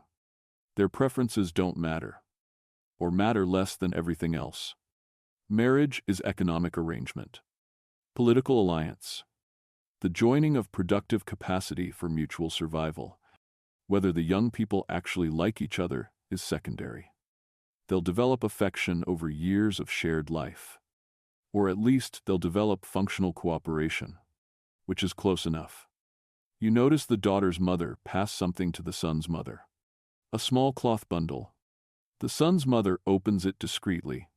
Inside is a sample of weaving, demonstrating the daughter's skill, the quality she can produce. This is her resume, her qualification for consideration as a wife. The son's mother examines the cloth, nods slightly, passes it back. Acceptable quality? Negotiations can continue. This process will take weeks, months, possibly multiple feasts, numerous conversations, gradual building of trust and understanding. But the foundation is being laid now. In this semi-public forum, where both families can be observed by others, where their interaction is witnessed and therefore binding in its implications, you realize your own marriage prospects. If you stay in this city long enough to establish yourself, will follow similar patterns. These feasts are where such evaluations happen, where families assess each other, where alliances form through careful observation and careful performance. Your behavior at every feast contributes to your marriageability, your value in the social marketplace. Every meal is an audition. Every interaction is data that others collect and remember. The thought is exhausting, but also clarifying. At least the rules are clear. At least you know what's expected. Unlike modern dating, with its ambiguous signals and unstated expectations, this system operates in plain sight. Everyone knows what's happening. Everyone understands the process. Your attention shifts to the edge of the feast space where you've noticed an unfamiliar face. A man wearing slightly different clothing. His accent, when he speaks, marks him as foreign. Not from Uruk, possibly from Elam, or one of the other nearby city-states. He's been seated carefully, not too close to important families. That would be presumptuous, but not so far away as to be insulting. Exactly in the position that communicates you're welcome. You're watched. You're useful. You're not one of us. He's served the same food as everyone else. Exactly the same. This is the message: we treat visitors fairly. We don't poison foreigners. We can be trusted. Every bite he takes without dying is advertisement for Uruk as safe trading partner. But he's also being evaluated. Everything he does is noted. How he eats, how he drinks, how he speaks, whether he observes proper etiquette, whether he shows appropriate respect. You watch him attempt to participate in the beer jar sharing. He approaches it wrong, puts his mouth on the straw at the wrong moment. A minor violation of turn-taking that everyone notices. His face flushes when he realizes. He withdraws, waits more carefully for the proper moment. The mistake is forgiven. He's foreign. He doesn't know all the rules. But people remember. And the next foreign merchant who visits will be judged partly on this one's behavior. The burden of representation, where individual actions reflect on everyone from your group. Later, you see the foreign merchant in conversation with one of Uruk's successful traders. They're discussing prices, routes, the reliability of river transport versus overland caravans. Business being conducted over beer and bread.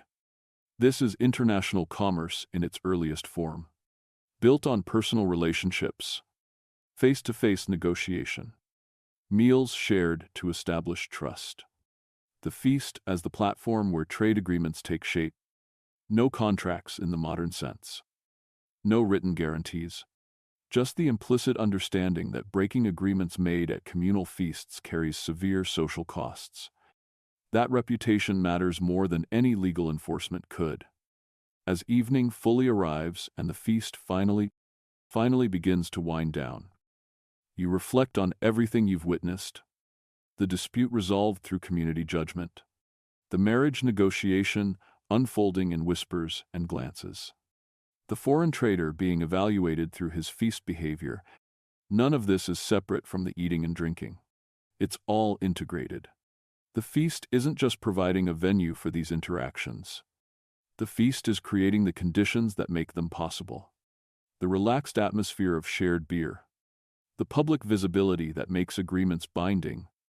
The multiple witnesses who can testify to what was said and decided. This is government without bureaucracy. Justice without courts. Commerce without contracts. All operating through the medium of shared meals and communal observation. It's not efficient by modern standards. It takes hours to resolve a 6-inch boundary dispute that a surveyor could settle in minutes. But it works. It maintains social cohesion. It prevents conflicts from escalating to violence. It creates webs of obligation and reciprocity that make urban life possible. The priests are standing now, beginning the process of departure that will cascade through the social hierarchy. Finally, after a day that felt endless, after hours of eating and watching and performing and learning, you stand when your status group begins to stand. Not too early, not too late. Following the invisible signals that tell you when departure becomes acceptable. As you walk home through darkening streets, your mind churns with everything you've absorbed. The feast as theater, as education, as courthouse, as marriage market, as trading floor, as religious ceremony, all simultaneously, all inseparably. This is the social technology that makes civilization possible. Not the writing or the mathematics or the architecture. But this, the patient construction of order through shared meals. Through the quiet negotiations and public judgments and witnessed agreements that happen when people eat together. The feast is never just a feast. It's the beating heart of urban life. The place where all the essential business of being human in cities gets done. One meal at a time. One dispute at a time. One whispered agreement at a time. And in a few months, you'll do it all again. Because the cycle never ends. The obligations never cease. The feast perpetuates itself through the very networks it creates, drawing you back again and again into this elaborate social dance that transforms eating into meaning and food into power. Tomorrow there will be work, the endless labor of urban survival. But tonight, walking home under stars that ancient Mesopotamians map into constellations of gods and heroes, you carry with you a new understanding. You've seen how societies actually work, not through the grand narratives historians will tell, but through the quiet moments, the whispered negotiations, the collective judgments that happen over bread and beer, the slow accumulation of agreements that turn a collection of strangers into something resembling a community. The feast is wisdom compressed into ritual.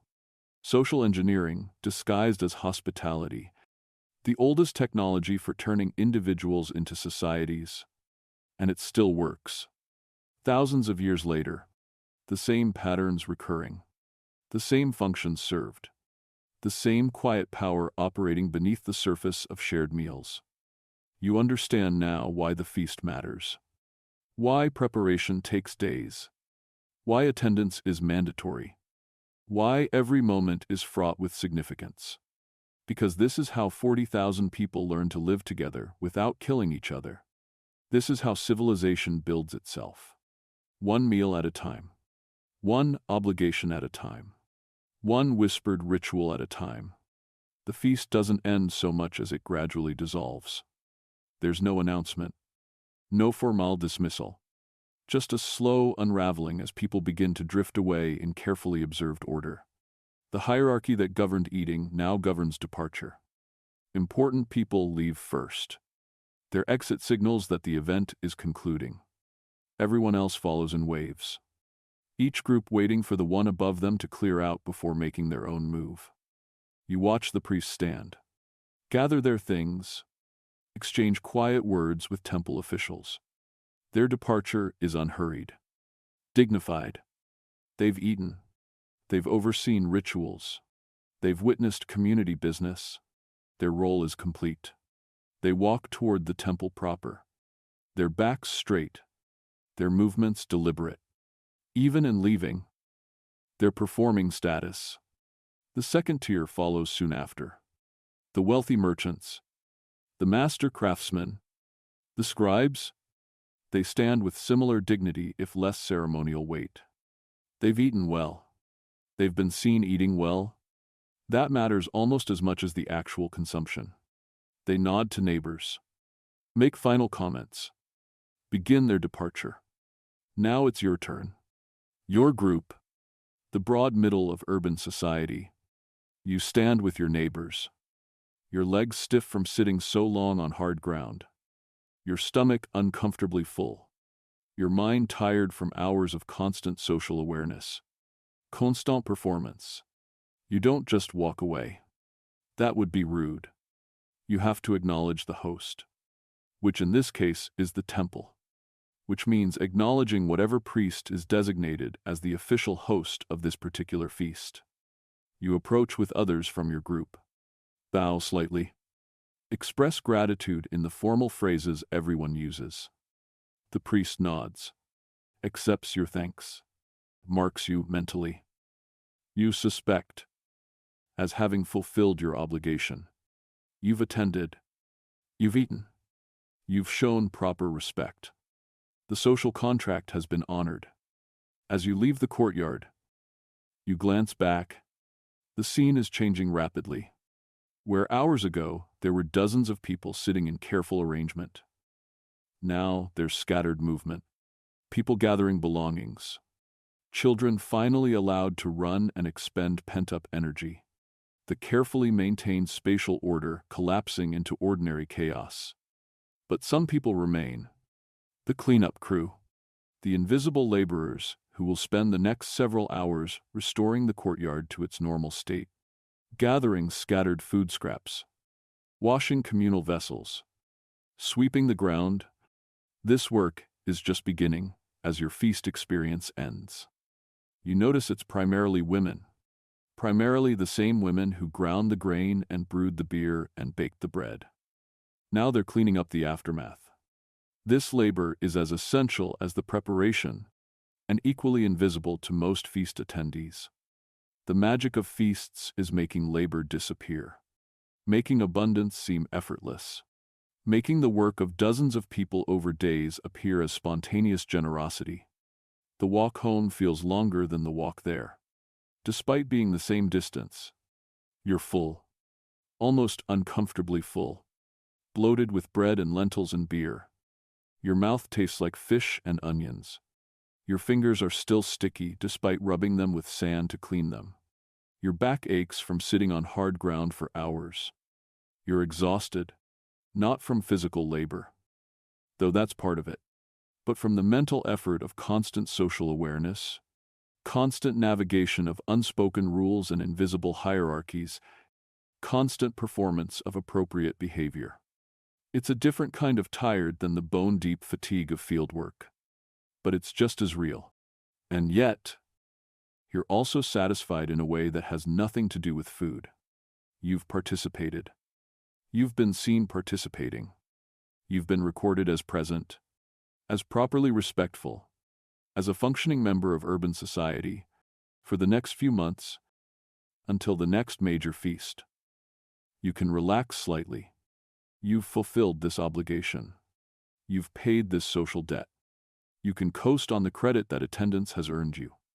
The evening air is cooler now, almost pleasant, the city quieter, people returning to their homes, the streets emptying as families retreat into private spaces after hours of compulsory publicity. You pass others from the feast, exchange nods, maintain the social connections that were reinforced today. At home, your family gathers, comparing experiences. Your mother attended with your sister, your father with your younger brother. Everyone has observations, comments, gossip about what they saw and who said what and which families seem to be negotiating alliances. This is the feast's second act. The processing, the analysis, the incorporation of today's data into the constantly updating mental map of community relationships. Who's rising in status? Who's falling? Who made mistakes? Who performed brilliantly? This information matters. Knowing the social landscape is survival knowledge in a city of 40,000 people. Did you see the potter's dispute? Your mother asks. 6 inches. Imagine making such a fuss over 6 inches. But it's not really about the inches. You find yourself saying, it's about whether boundaries mean anything, whether agreements hold, whether the community can still resolve conflicts without violence. Your mother looks at you with mild surprise, as though noticing for the first time that you've been paying attention, that you understand something beyond mere eating and drinking. The boy who insulted the temple, your sister adds, her voice dropping to a whisper. Her eyes are wide. That family is ruined, absolutely ruined. No one will ally with them now. Their daughters will never find good marriages. Their sons will get the worst labor assignments. All because he drank too much beer and said what everyone thinks but nobody says. This is the other lesson of the feast. The cautionary tales, the examples of what happens when you break the rules. This story will circulate for weeks, months, maybe years. The family whose son insulted the temple at the harvest feast. That story will follow them for generations. Your father is quiet, processing his own observations. Finally he speaks. The foreign merchant. He says, "Did you notice how uncomfortable he was? How he didn't quite know the rituals?" Everyone nods. The outsider is always a useful point of reference. Makes you appreciate how much knowledge you possess just from being part of this community. How many unspoken rules you've absorbed through years of attendance. The foreign merchant's small mistakes made him visible in ways that proper performance never would have. That night, sleep comes easily despite the unfamiliar sensation of a full stomach. Your body is tired in that pleasant way that comes from a long day of social activity rather than physical labor. Your mind is tired in the way that comes from processing enormous amounts of social information. You drift off thinking about everything you witnessed, everything you learned, and you dream of feasts, of endless preparation, of grinding grain and brewing beer, of hierarchies made visible through food distribution, of disputes resolved and alliances formed. The feast has permeated your consciousness, become part of how you understand the world. The next morning brings clarity about what yesterday's feast actually created. Obligations, a web of them, invisible but real. You ate food provided by the temple. You participated in communal activities. You witnessed disputes and negotiations. All of this creates debt, not monetary debt. Social debt, the kind that can be called in at any time. You now owe the temple. Maybe labor during harvest. Maybe attendance at future rituals. Maybe loyalty if temple politics get complicated. The debt isn't specified. That's what makes it powerful. Ambiguous obligation that can be called in whenever convenient. And you're already thinking about your own eventual feast. Because that's how this works. You've been fed by others. You've participated in their hospitality. Eventually, you'll need to reciprocate, to host your own gathering, to provide food and beer and create obligations in others, just as obligations have been created in you. The thought is daunting. How will you afford it? Where will you get enough grain? How will you calculate quantities correctly? How will you avoid becoming one of those cautionary tales about failed hospitality, because those stories exist? Everyone knows them. The feast where the beer ran out. That happened 3 years ago in the Northern District. The host had miscalculated. Halfway through the evening, the beer supply was exhausted. People went home thirsty, insulted, angry at the breach of basic hospitality. That family never recovered socially. They're marked permanently. The family who couldn't provide enough beer. Their children have difficulty finding marriage partners. They're excluded from important gatherings. One failed feast destroyed their social standing for a generation. Or the merchant who served spoiled fish. The preservation had failed. Half the guests became violently ill. Nobody died. But the reputation damage was catastrophic. Nobody trusts his hospitality now. Nobody accepts his invitations. He's effectively exiled without leaving the city, cut off from the social networks that make commerce possible. His business has suffered accordingly. Failed feast. Failed life. These stories circulate as warnings, as reminders that feasts are serious business, that the stakes are high. That failure isn't just embarrassing but potentially catastrophic. This is why preparation takes days. Why people obsess over details. Why quality control is paranoid and excessive. Why beer is tasted multiple times and bread quantities are calculated and recalculated. Because the cost of failure is too high. Because one bad feast can erase years of careful reputation building. Because, in a city where social capital is the only reliable form of wealth, losing face means losing everything. But you also think about what survives. About the elements of Mesopotamian feast culture that will persist long after this civilization collapses. Long after cuneiform stops being written and ziggurats crumble into dust. The communal meal as social technology. As the platform for conducting civic business, as the mechanism for creating and maintaining obligations, this survives. You can see echoes of it everywhere if you know to look. Church potlucks in small American towns, where community members bring dishes to share, where social bonds are reinforced through eating together, where disputes get quietly resolved and alliances get quietly formed while passing casseroles and talking about weather. These are Mesopotamian feasts. Stripped of explicit religious ritual, but maintaining the same social function. Bringing food. Sharing food. Creating obligation through participation. Using meals as the context for community business. Thanksgiving dinners where extended families gather. Where social hierarchies are performed through seating arrangements and serving order. Where younger generations watch and learn unspoken rules about who matters and how to behave in groups. The family members who host take on enormous stress, obsessing over having enough food, over preparations being perfect, knowing that failure will be remembered and discussed for years. This is Mesopotamian feast anxiety transported 4,000 years into the future and across an ocean.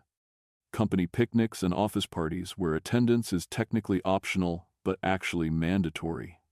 Where not attending marks you as antisocial and damages your career prospects. Where social capital is built through visible participation and appropriate behavior. These are feast obligations in corporate form. The food is different. The context is different. But the underlying social mechanics are identical to what you experience today in ancient Uruk.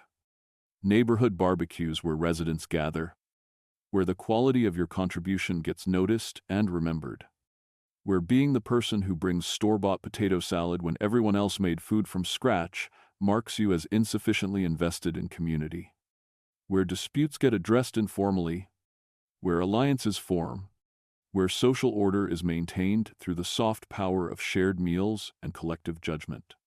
These are Mesopotamian neighborhood feasts.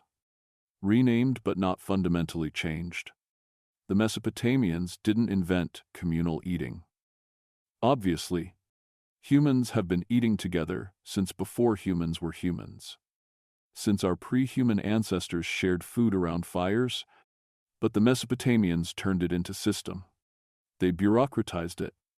They created formal structures around the informal practice of sharing food.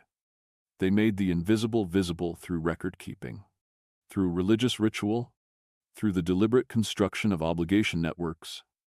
They understood something that modern culture has partly forgotten and partly denies: that every meal shared creates obligation. That hospitality is never free. That eating together is a form of contract, binding participants in networks of reciprocal duty. Modern culture pretends that dinner invitations are casual, that declining is no big deal, that attendance creates no obligation beyond maybe bringing wine or writing a thank you note. But underneath the polite fictions, the old mechanisms still operate. People remember who attends their events and who doesn't. Reciprocity is expected. Social capital gets built or destroyed through participation or absence. The Mesopotamians were just more honest about it. They wrote it down. They kept records. They made explicit what modern culture leaves implicit. You ate my food. You owe me. I attended your feast. You'll attend mine. We're bound together through shared meals, through witnessed participation, through the accumulation of obligations that neither of us can fully escape as long as we remain part of the same community. And here's what we've lost: the explicit recording. We don't write down who brought what to potluck. We pretend obligations don't exist. We act like hospitality is spontaneous generosity rather than calculated reciprocity. The Mesopotamians were more honest. They knew every meal was transaction. They didn't pretend otherwise. But here's what we kept: the feeling that eating alone is somehow sad. The sense that important events require shared meals. The understanding that who you eat with defines who you are. These instincts are 5,000 years old. Older than writing. Older than cities. The feast is older than civilization itself. Civilization just made it bureaucratic. You spend the next few days processing what you learned at the feast, watching how information from the gathering ripples through the community. The potter and weaver implement their boundary agreement. Stones are set, witnessed by neighbors. The dispute is settled, becomes precedent for future conflicts. The families conducting marriage negotiations continue their slow dance. You see them at the market, speaking casually, evaluating. The process will take months, but foundation was laid at the feast. In public, with witnesses, making the eventual agreement, if it comes, binding in ways that private negotiation could never achieve. The young man who insulted the temple keeps his head down, avoids public spaces. His family is clearly coaching him, teaching him how to rebuild reputation, how to perform appropriate contrition. It will take years, maybe decades, but the path exists. The community is willing to forgive. Eventually, if proper penance is shown, you notice yourself viewing the city differently now, seeing the feast's influence in everything. The way people greet each other in the street reflects relationships formed or reinforced at the gathering. The way business is conducted references agreements made over beer and bread. The way disputes are discussed involves constant reference to previous feast judgments. The feast isn't separate from daily life. The feast is the framework that makes daily life possible, the invisible structure that organizes chaos into something resembling order. Weeks pass. The memory of the feast fades into comfortable background, no longer immediate, no longer consuming your thoughts. but still present, still influencing. The obligations remain. The relationships formed or reinforced continue. The social map updated at the feast continues to guide your navigation of urban life. And then, inevitably, the cycle begins again. Word spreads that another feast approaches. Different occasion, different specific purpose, but same fundamental structure, same social functions, same opportunities for connection and obligation and performance. You find yourself looking forward to it. Despite the exhaustion, despite the stress, despite everything, because the feast offers something rare in urban life. A moment of connection, a sense of belonging, a feeling that you're part of something larger than yourself. And you understand now, really understand, what the feast accomplishes. It's not just feeding people, it's creating people, creating community, creating the social bonds that transform a collection of strangers living in proximity into something approaching a society. The feast is the whispered ritual that makes cities possible. Not loud, not dramatic, but constant, persistent, the quiet background hum of civilization itself. The patient construction of order through shared meals, through the slow accumulation of obligations and relationships and witnessed agreements, as you drift towards sleep one evening, weeks after the feast.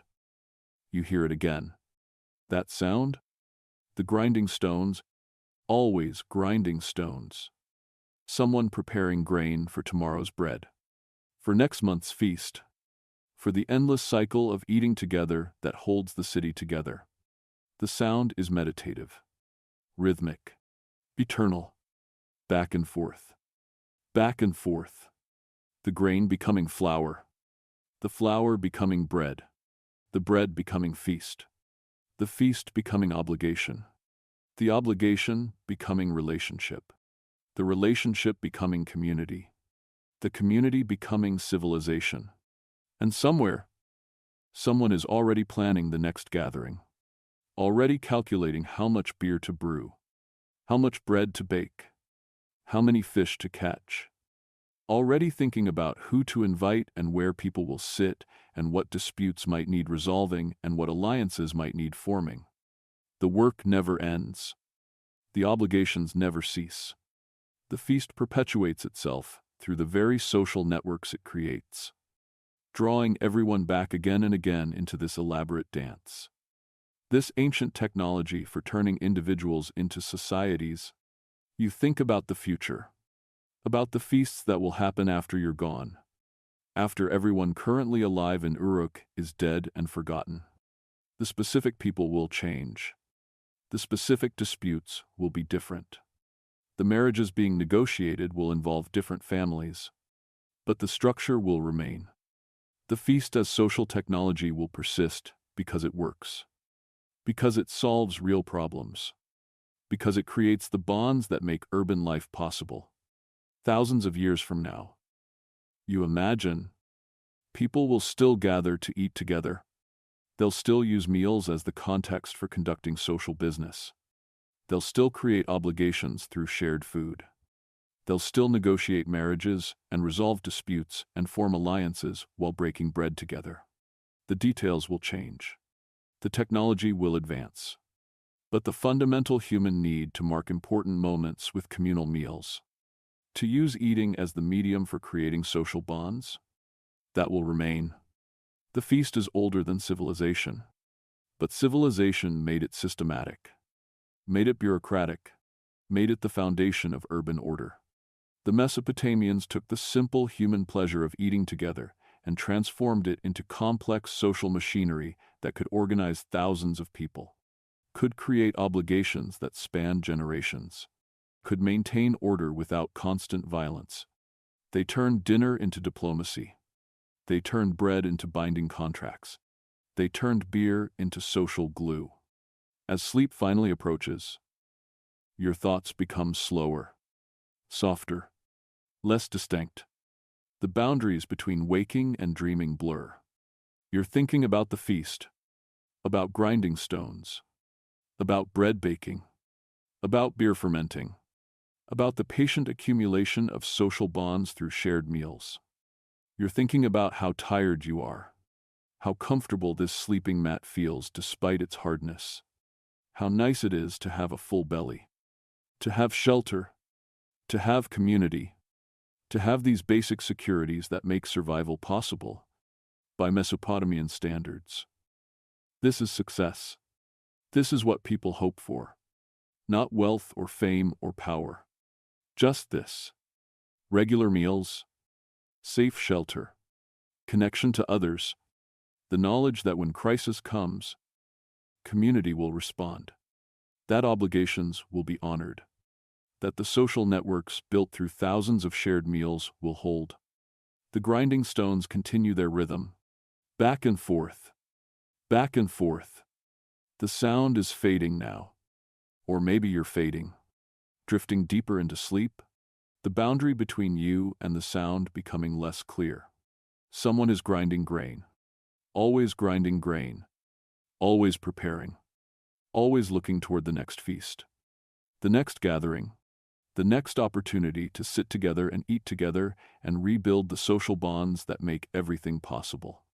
This is civilization, not the monuments or the great works, but this, the feast, the gathering, the slow, patient construction of social order through thousands of shared meals, the whispered rituals that turn eating into obligation, food into meaning, meals into the invisible architecture that holds cities together. Your breathing slows, deepens, the thoughts becoming dreamlike, less coherent, the feast and the grinding and the bread and the beer all blending together into one continuous flow. One endless cycle, preparation and consumption and obligation and preparation again. The feast is never one feast. It's all feasts. It's every meal ever shared with intention. Every gathering where eating became more than mere consumption. Every moment when humans sat together and agreed, tacitly, that yes, we are community. We are connected. We are bound by these shared rituals, these whispered agreements, these quiet performances. And in your dreams, the grinding continues. The preparation never stops. The feast is always approaching, always receding into memory, always being planned for again. The cycle eternal, the rhythm unchanging, back and forth, back and forth. The grain becomes flour. The flour becomes bread. The bread becomes feast. The feast becomes civilization. And civilization becomes the quiet hum of grinding stones. The patient labor of women preparing tomorrow's meal. The endless work that makes everything possible. You dream of feasts, of eating and obligation, of hierarchy and community, of the whispered rituals that transform strangers into neighbors, neighbors into community, community into something approaching family.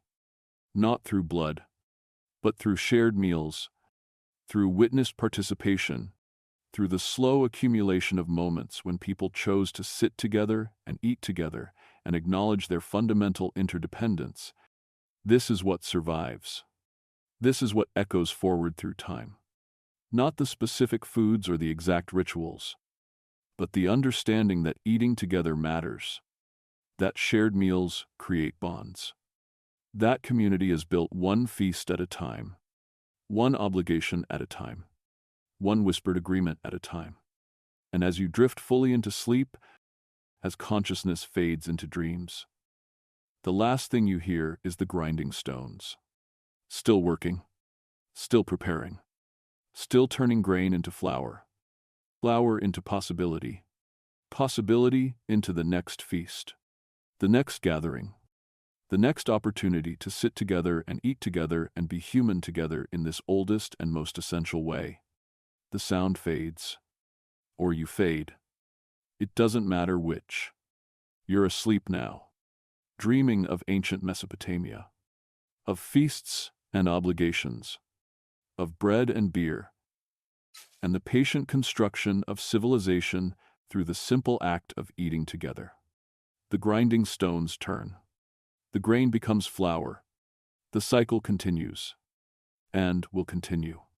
Long after you wake. Long after this dream ends. Long after ancient Mesopotamia becomes dust and memory. The feast endures. The whispered rituals persist. The quiet power of shared meals holds, binding humans together. One bite at a time.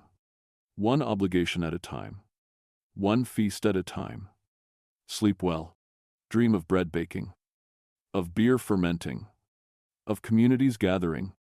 Of the endless patient work of being human together. Of the feast that never ends. The cycle that continues. The whispered rituals that built the world.